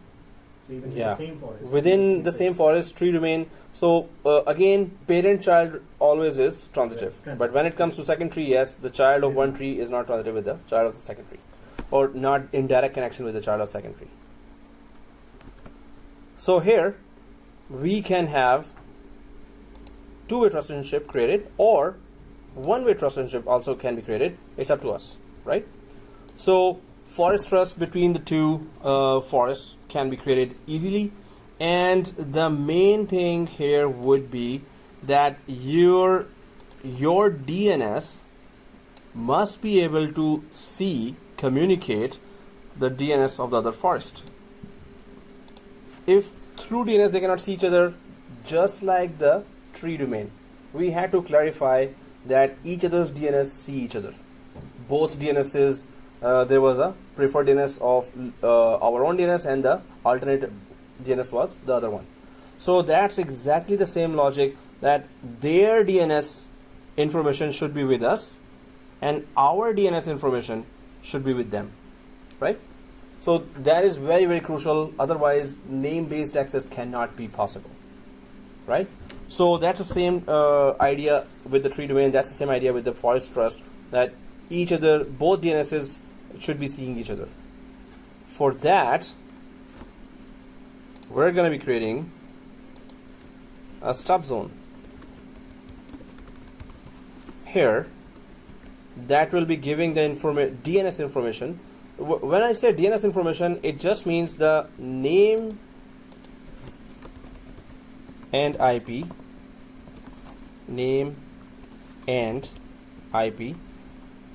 or of the other DNS server. DNS server name and IP. So that's the DNS information. So when you create a stub zone it is also called intelligent forwarder. Stub zone is also known as intelligent forwarder.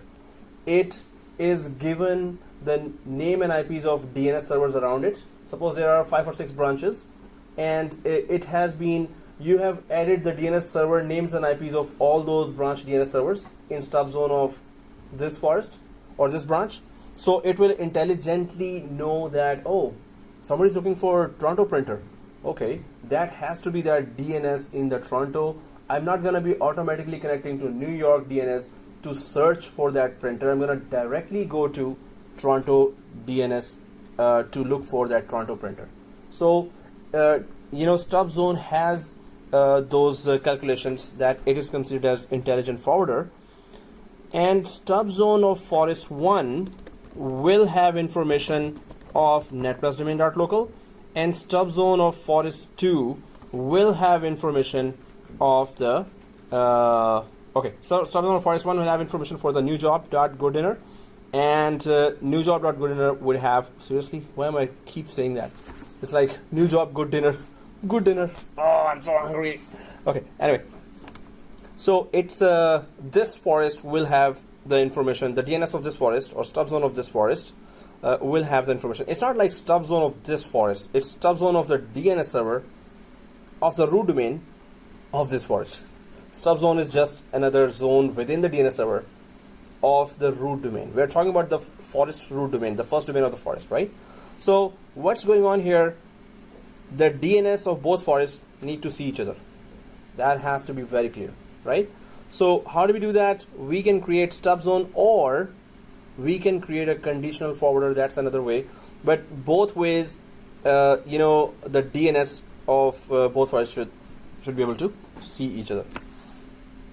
So now what we need to do is that we need to come up with a new IP address and new name for that forest DNS server and domain controller. So what is the plan here? So there's a DNS server here and there's a DNS server here.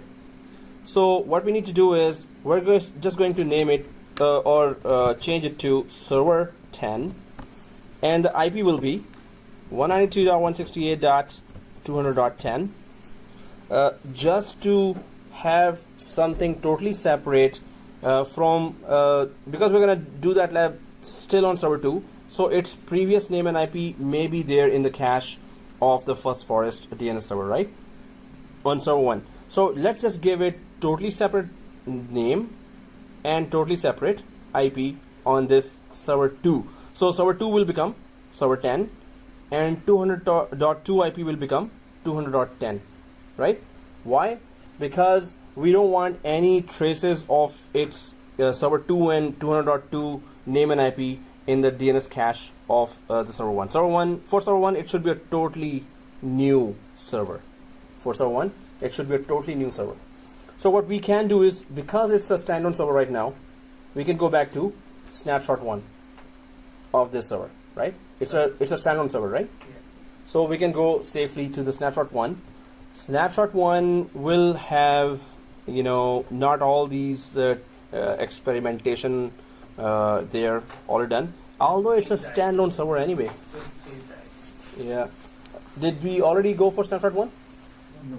We can. Hey, well, I was thinking, but it's still a standalone server. So again, I'm rethinking that. Let's not go to snapshot 1. Let's just go back to putting this IP there and putting this name there. We have to change name. We have to change IP settings. So it should be considered as, we can easily install New Forest without any surprise errors here. So let's go for that.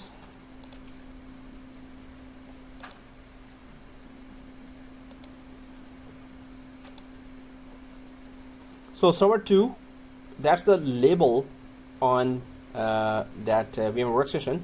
But inside, I'm just going to go to local server on server 2. And let's change the IP from 200.2, double click, properties, v4. So on server 2's static IP, I'm putting 10. We're sure that this IP was never added to the server 1's network. Second thing is, what is the DNS configuration that should be there? Let's keep the gateway there.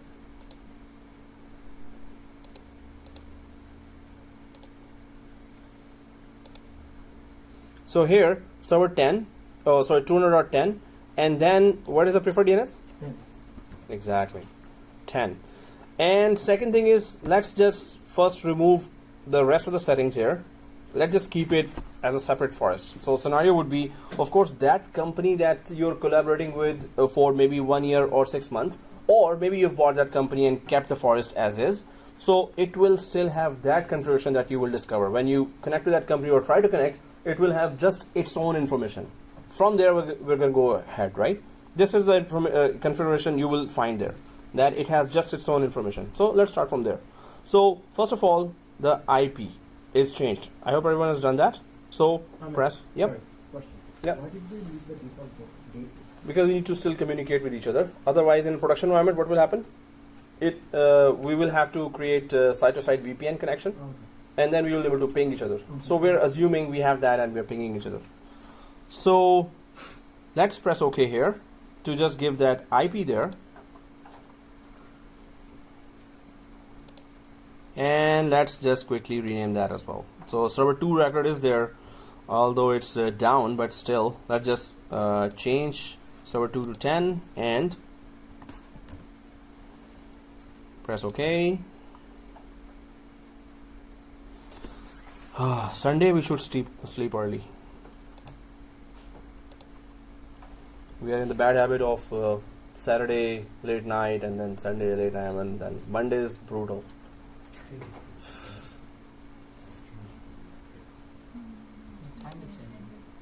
Oh yes, exactly.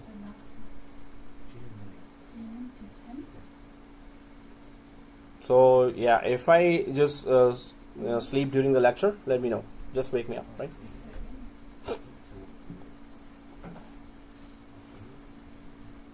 People sleepwalk, I sleep lecture. Okay. So server 2, rename, change static IP, and simply install Active Directory with that domain name, right? Okay. So and restart, right? You know, taxi driver will be hit the brake when this Okay. the driver. Hit the brake, right? We will be hitting the brake very soon.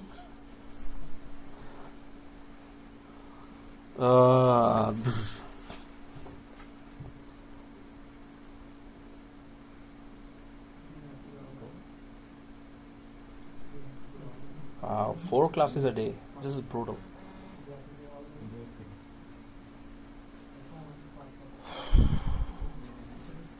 Server 2 is restarted with the new name.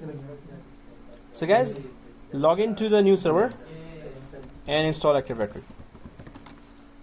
Log into the new server and start installation of Active Directory with that new job.go dinner. So let's go for server 10 now and promote this server to a domain controller. Yeah.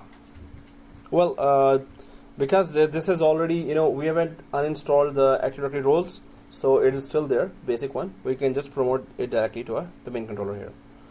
So everyone sees that yellow triangle, right? So click promote this server to a domain controller. If you don't see that, then we have to go for add roles and features. So here, which one? Number 3. New Forest, and that new job dot good dinner. So we can just put any name, and this is New Forest, and next, right? Avenue first. Yeah, add a New Forest.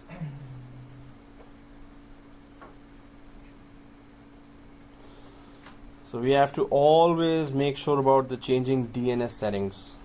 That's why I'm just doing it on the same machine, so we could know that what DNS changes we have to look on. Otherwise we could have created new machines and then we would not know. Yeah, and that too. So let's go for, wow, there are yawn competition going on here. Let's see who has the most yawns. Throughout the class everyone is doing that right now. It's that brutal Monday, right? Contagious. Oh yeah, it's contagious as well. Yeah.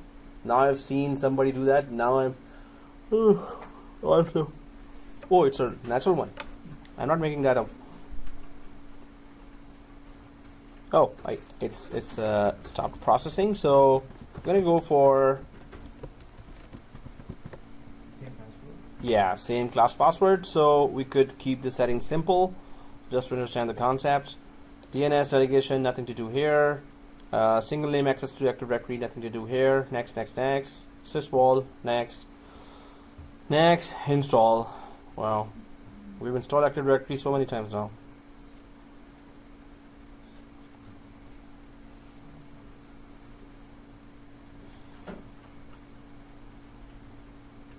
New job is single name access. Next.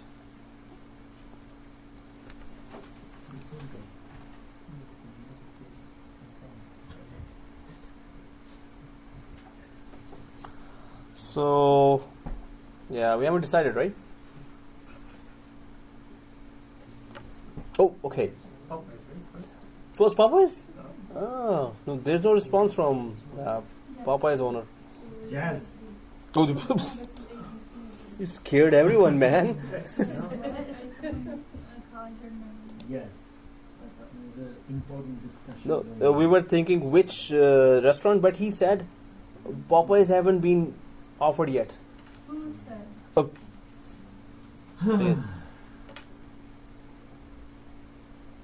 So, yeah, I think today we are all too tired, I guess, to even discuss anything.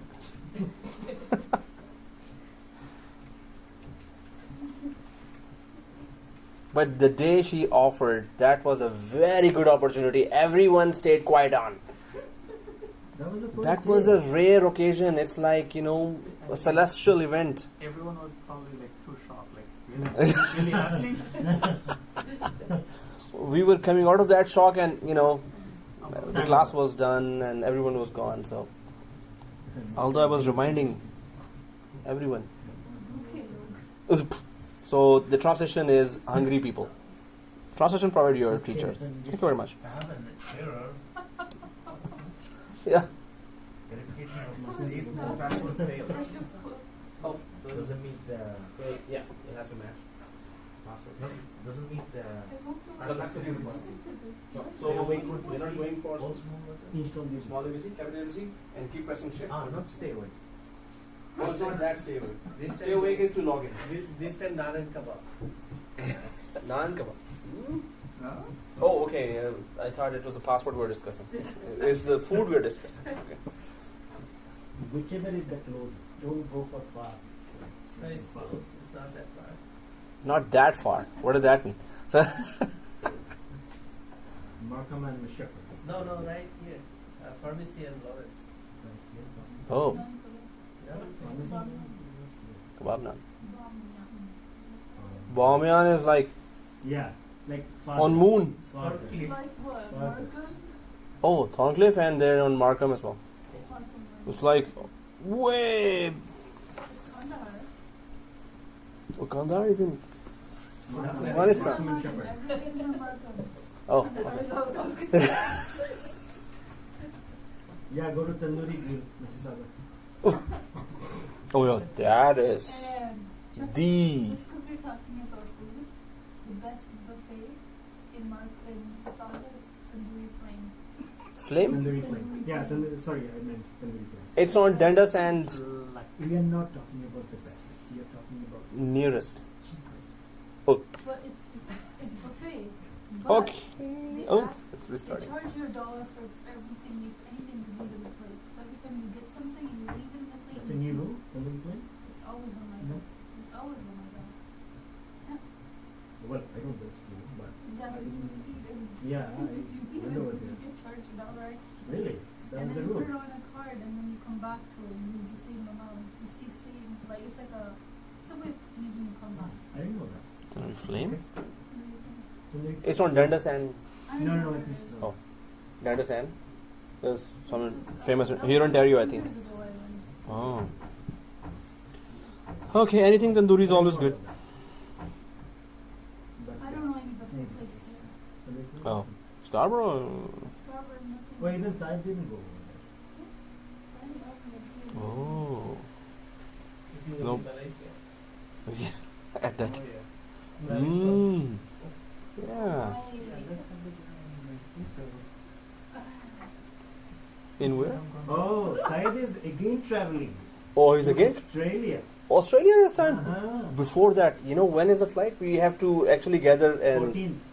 14. Before that, guys, it's very compulsory now. Is it or is it personal? No, Bade log means rich people. Rich Yeah. people, People good dinner. rich talk. So this must be then, then we should talk Mississauga then, huh? Oh no, just kidding. So, Ahmed, no, we to should, Scarborough. yeah, Then and you let's have make a it little possible. bit of chance. No, he's a big-hearted guy. He's a big heart. Big heart means, Bigger. big heart. Yeah. Like, yes, whatever. Just No, say the restaurants. You have to understand that approval doesn't come from this big heart. It Oh, comes yeah. from Bigger other heart. Yeah. Which is No, bigger here. And that's the law. According to That's the according to law, Mufti actually. Manik, that's the law. That's the law of the land. What? I think we are all logged in, right? It's just my machine. No, nobody's logged in. Ah. Did we do anything bad with the DNS? No. Alright guys, so what we need to do here is that each other's DNS, they both have to see each other. So what we need to do is, we can just do the next task here, which is that on the other server, at least Netplus domain.local DNS server, we can start creating a stub zone, and we can give the name and IP of this forest. So that would be server 10 dot that new job dot good dinner and this IP. So within the stub zone, we can give 192.168.200.10 exactly. So this information we can give to the stub zone of netplusdomain.local, right? So while it is still logging in, if you have already there, you can just go ahead and log in. So once it is logged in, again, of course, we need to give Netplus domains information to the stub zone of this NewJob.go dinner. So we will be putting here server01.netplusdomain.local and its IP 192.168.200.1. So each other stub zone has to be, so in production environment, after you have created that site-to-site VPN connection and you are able to ping, this DNS server is able to ping the other DNS server, that's the next step you will have to do there, that you have to add each other's DNS server information to each other's stub zone. Alright, so how do we do that? Whoa, it's still restarting. Anyway, let's go to server 1. While it restarts the new forest, we can go to server 1 and actually make that change there. So on server 1, let's open our DNS server. So on server 1, let's go to tools and let's go to DNS. And server 1, and then forward lookup zone of server 1. Now server 1, of course, is netplusdomain.local forest, and it has no idea there is another forest existing there. So if you go to forward lookup zone and click this new zone on top of forward lookup zone, right? And let's just go ahead and start that wizard on server 1. So new zone here. It's okay, right? So next, exactly. So stub zone would be there where it will be specifically redirecting the traffic, whichever is meant to be going to the other forest. So through the other forest, it will go to that DNS server. Through this stub zone, it will go to the other forest stub zone, and from there to the suppose to the printer, suppose to the file server of that forest. It can access any other thing by name on the other forest, right? So stub zone and click next. What about the other option? Well, stub zone will have necessary information about the DNS server, and this could be, you can go easily for primary DNS and secondary DNS as well, but primary DNS and secondary is available for a large amount of records there.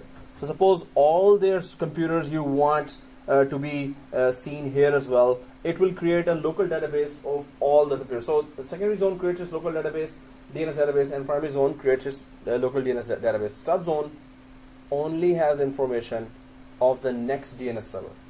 So it's better to not create A records of their all machines, which they will also not allow us, or they will not find it very useful. So if this subzone just directs the local traffic to their DNS server has all their A records and pointer records. So it is less messier in our DNS server. So our DNS server is not supposed to have all the A records and pointer records of the other forest. So least amount of information. What's the point of this? To connect, to be able to see others. If you reach others' DNS server, you have access to everything anyway. So why creating the whole thing here? Why creating their DNS database here as well? Okay, that's what I'm asking. Yeah. What are they? Why do they give us this option? To let our users access their resources, right? So ForestTrust means users here can access their resources, users there can access our resources. That's ForestTrust.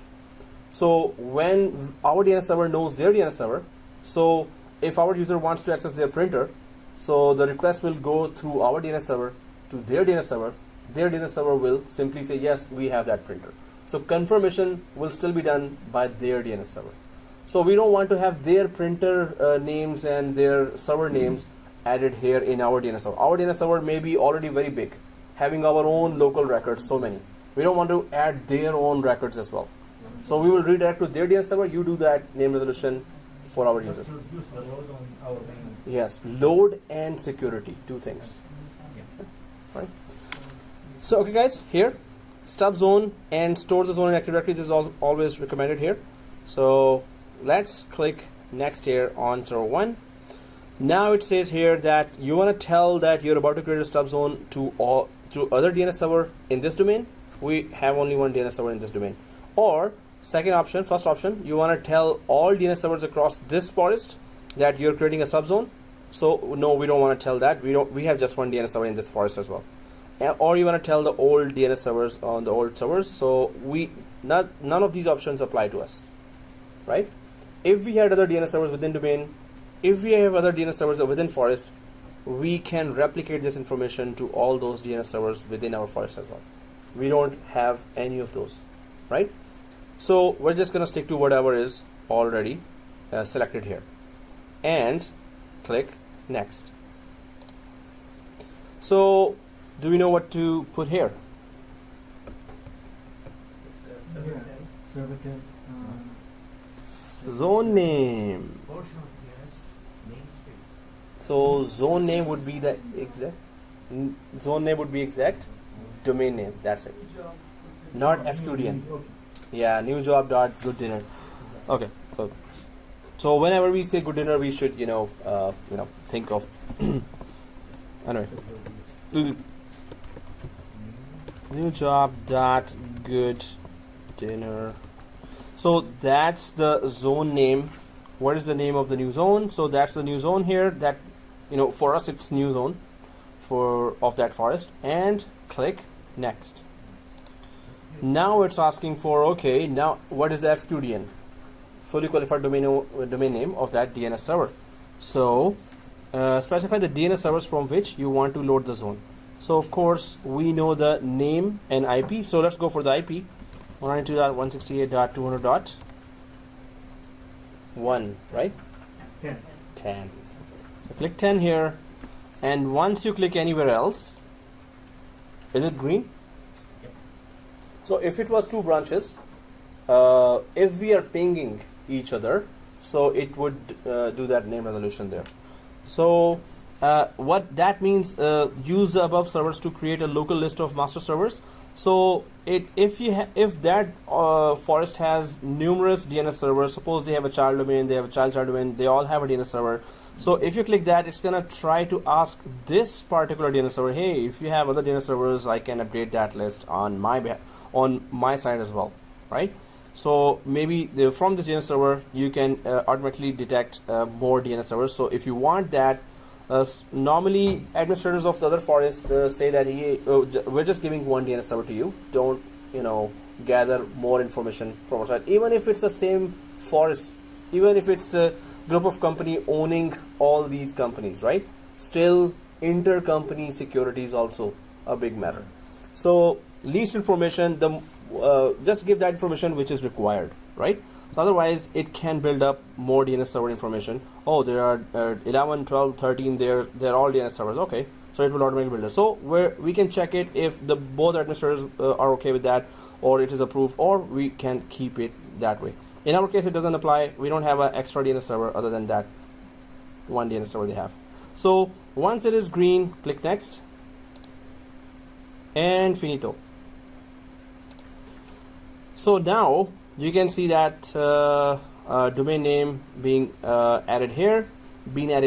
So we're going to do the same thing on server 10 now, right? Server 10.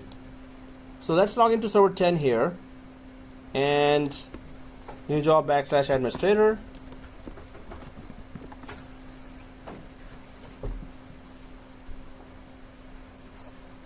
And then go for exact same thing. Let's create a subzone and put the zone name first and then the DNS information of the other forest. So on server 2, just going to go to tools, DNS,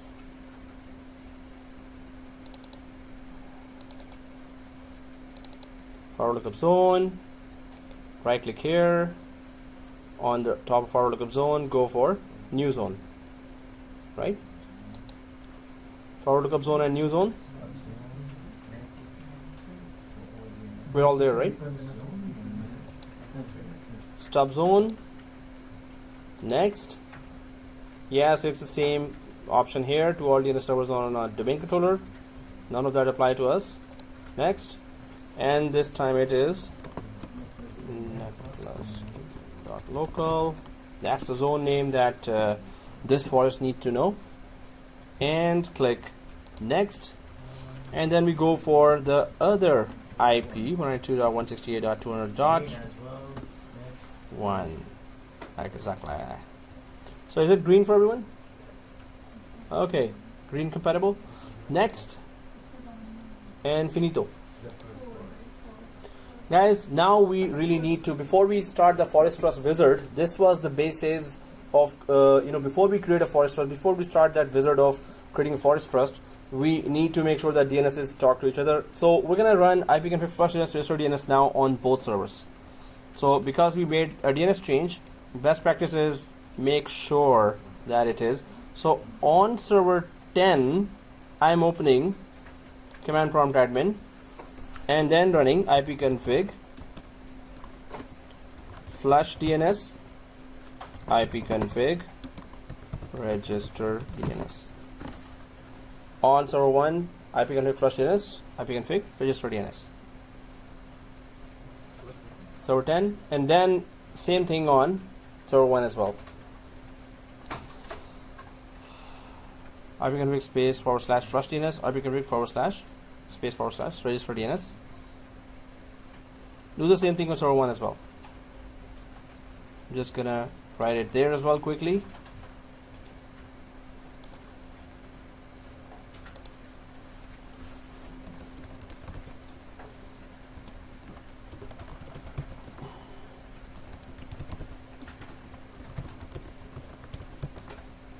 Oops, spelling was wrong. ipconfig register NDS. No, DNS.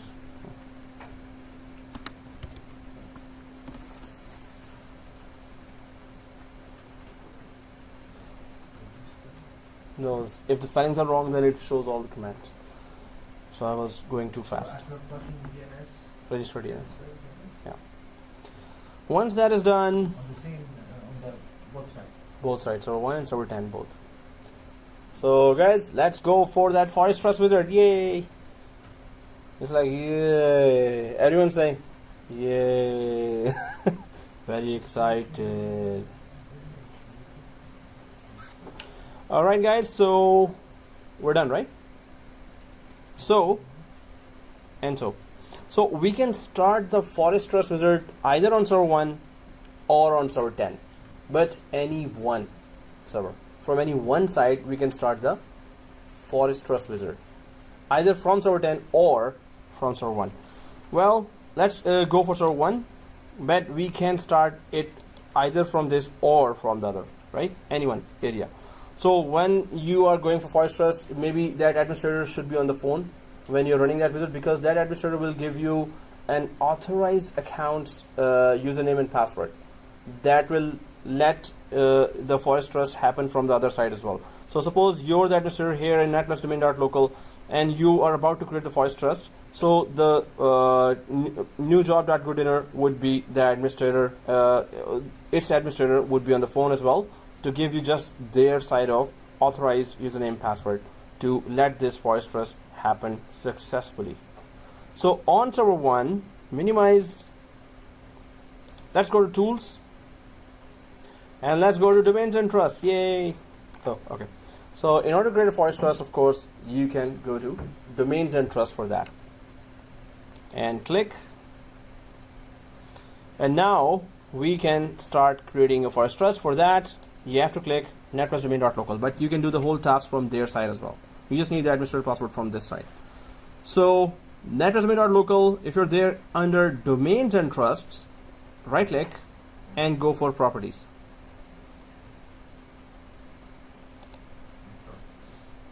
And then go to trusts.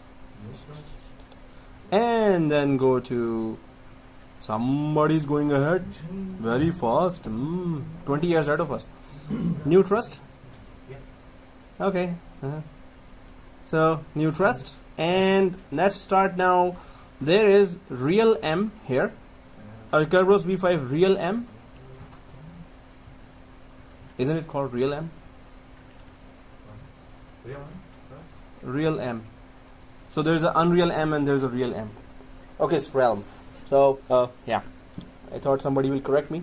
So it's a realm here. So what it does is Windows domain in the forest or another forest is going to create that NT4 domain trust between two older domains, older operating system based domains. Or realm trust is a Windows network and a Linux network. You want to create communication between the two, right? So realm trust can be used for Windows and Linux network as well. Another forest which is just a Windows forest. So it goes through all the scenarios. So let's click next. And we can go for, yeah, so we can go for that zone name or the domain name first, which is new job dot very good dinner. Oh, so dinner? Yeah, good dinner. I put some of Really? If you want to try with that, then do go ahead. But if there's an error, just come back and then do that. Okay, it says either NetBIOS name or DNS name. DNS name. So NetBIOS name, yes. Server 10 could be there. So let's keep that and or put that as well. Yeah, that's good. So if we try, then please do share your findings there. So, and we will be sharing already. So next. Now. Okay, let's get back to the domain. Trust and trust with the Windows domain. Specified domain. Oh, that we're gonna be there. We're gonna be coming there after this. So if you just put the server name, it's gonna be a little different, but the scope will change as well. This is on the forest level we're doing now. Although they say DNS name, but or NetBIOS name, it normally will properly work when you put the domain name there. So guys, here external trust or forest trust. It will be forest trust, but what is external trust? External trust is, yeah, so from within one forest to the child domain or the root domain of the other forest.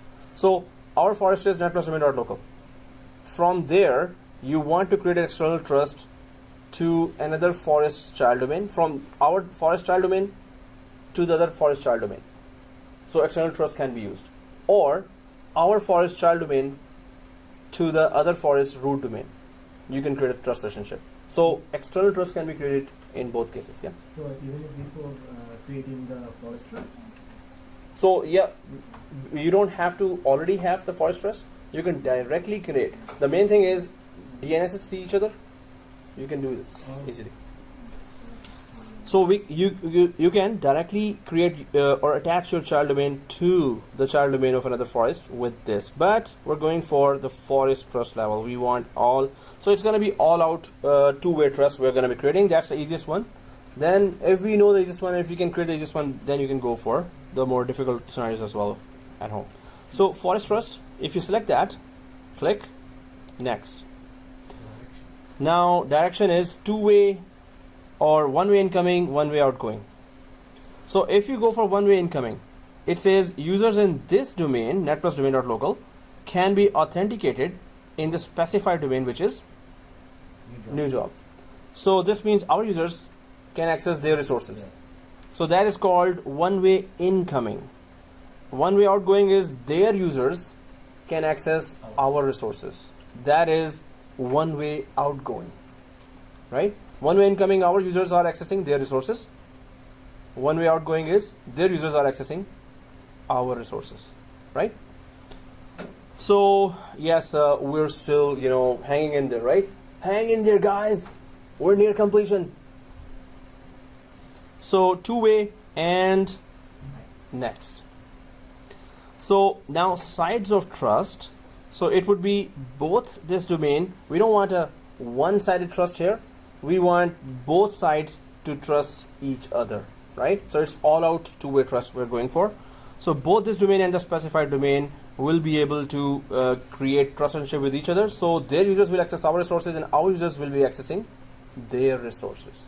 It's both this domain, trust side will be from this domain to that domain, and from that domain to this domain. Both sides will be trusting each other, right?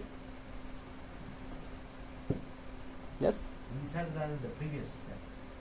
Yeah. So Either it's a previous one-way step or is two-way. that trust relationship to users in this domain can be authenticated to specified, right?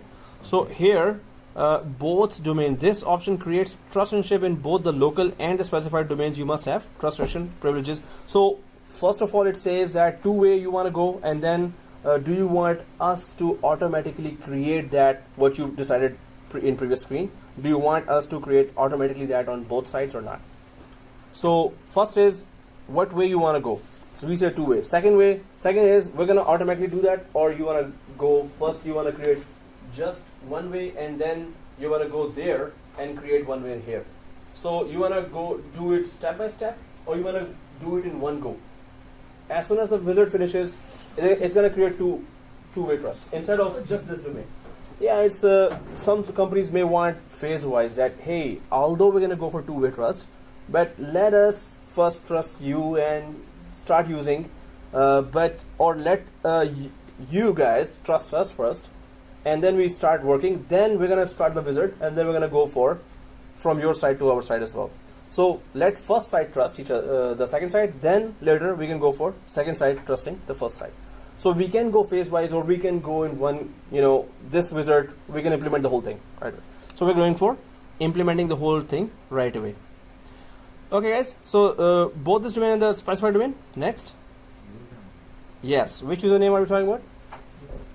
NetAdmin, right? New job, new job administrator. Exactly.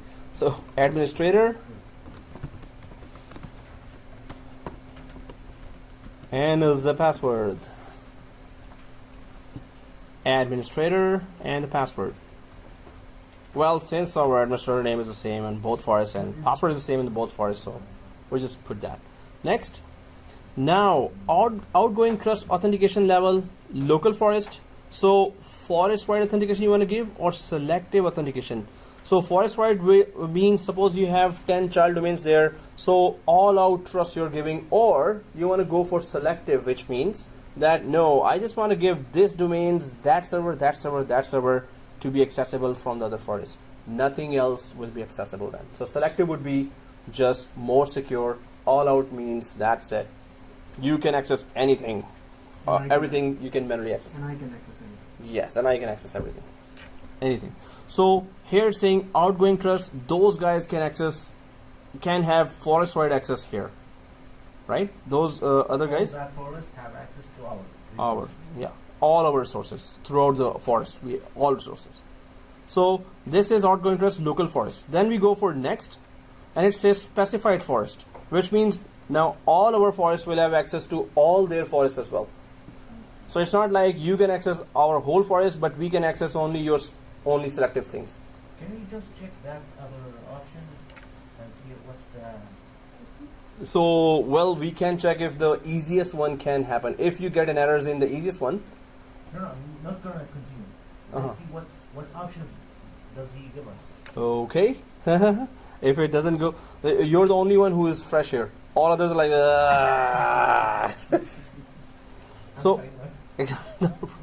So, yeah, it's gonna just finish right away because there are more things here. So forest wide, actually this one will also finish now. Select. So if we can create a basic one, easy one, then the selective one we can always easily create that. But selective one, whatever you select, of course, that will be only accessible. The others will not be accessible, right? But that's why we go for easy one. So you could do at home the difficult one. Yay! Now you know how to do that. But anyway, we cannot go for the selective one because we only have one. We have only one server there. Yes, Yeah. for sure. So resources must be multiple, but the options will be that, of course, when it's selective one, then you have to select the options there, right? So select the resources. We just have one domain controller there, right? So guys, forest-wide authentication. Next. Now it is finishing anyway, but was it successful? So we're just gonna click next here, and trust relationship created successfully. But still, guys, one more thing. Next, yes, confirm the outgoing trust. Confirm it as well. If it gives an error here, yeah. So yes, confirm the outgoing trust. Next, and yes, confirm the incoming trust. Both. Both say yes. And did it say successful? Oh, okay, good. Sometimes it just says still no. Anyway, so click finish. That's already added. Hmm? Oh, successful. Yeah, it is. So just press yes to the confirmation.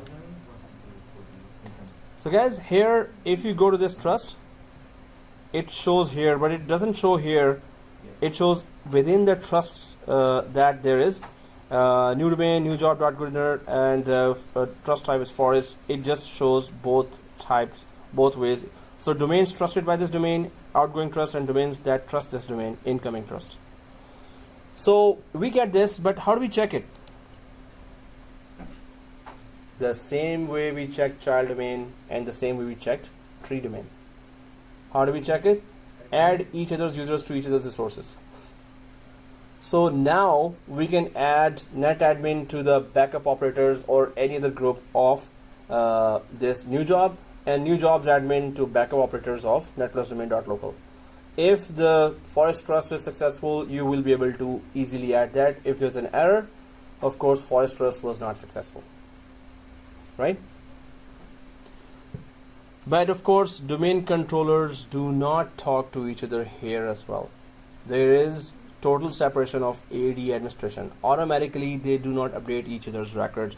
Automatically, they do not update. Suppose you create 10,000 users here, the other forests will not, after ForestTrust, will not automatically add those Active Directory synchronizations there.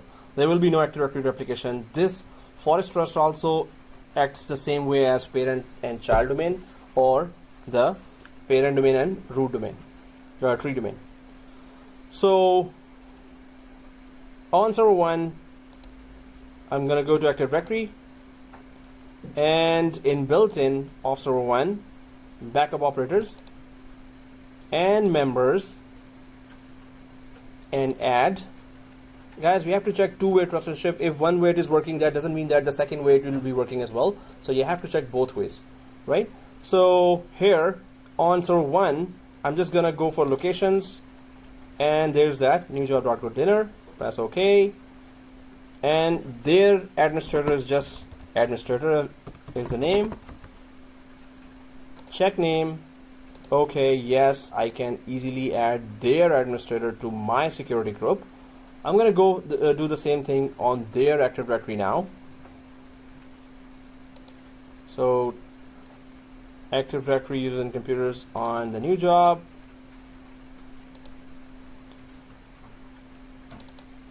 And then built-in, and then backup operators, members. If this is done, guys, goodbye. Oh no, we can just stay there and okay. So it's netadmin check name. So guys, netadmin is not adding here. Why? To the new job, Forest. It did? No, you changed the location. Okay, this means I'm very sleepy. Okay, change the location. Thank you for noticing that. This means I'm about to drop dead now. Check name. Okay, apply. Okay. So ForestTrust got created. Goodbye, everyone. Oh no, let's just start a new topic now. Yay! Oh, okay. So yeah, goodbye. Where is that gesture? Where is that? Whoa! He does it perfectly. Others can only copy that and still cannot be, doing the same thing. So, hey guys, right click, shut down. See you the day after tomorrow with sites and services and other topics.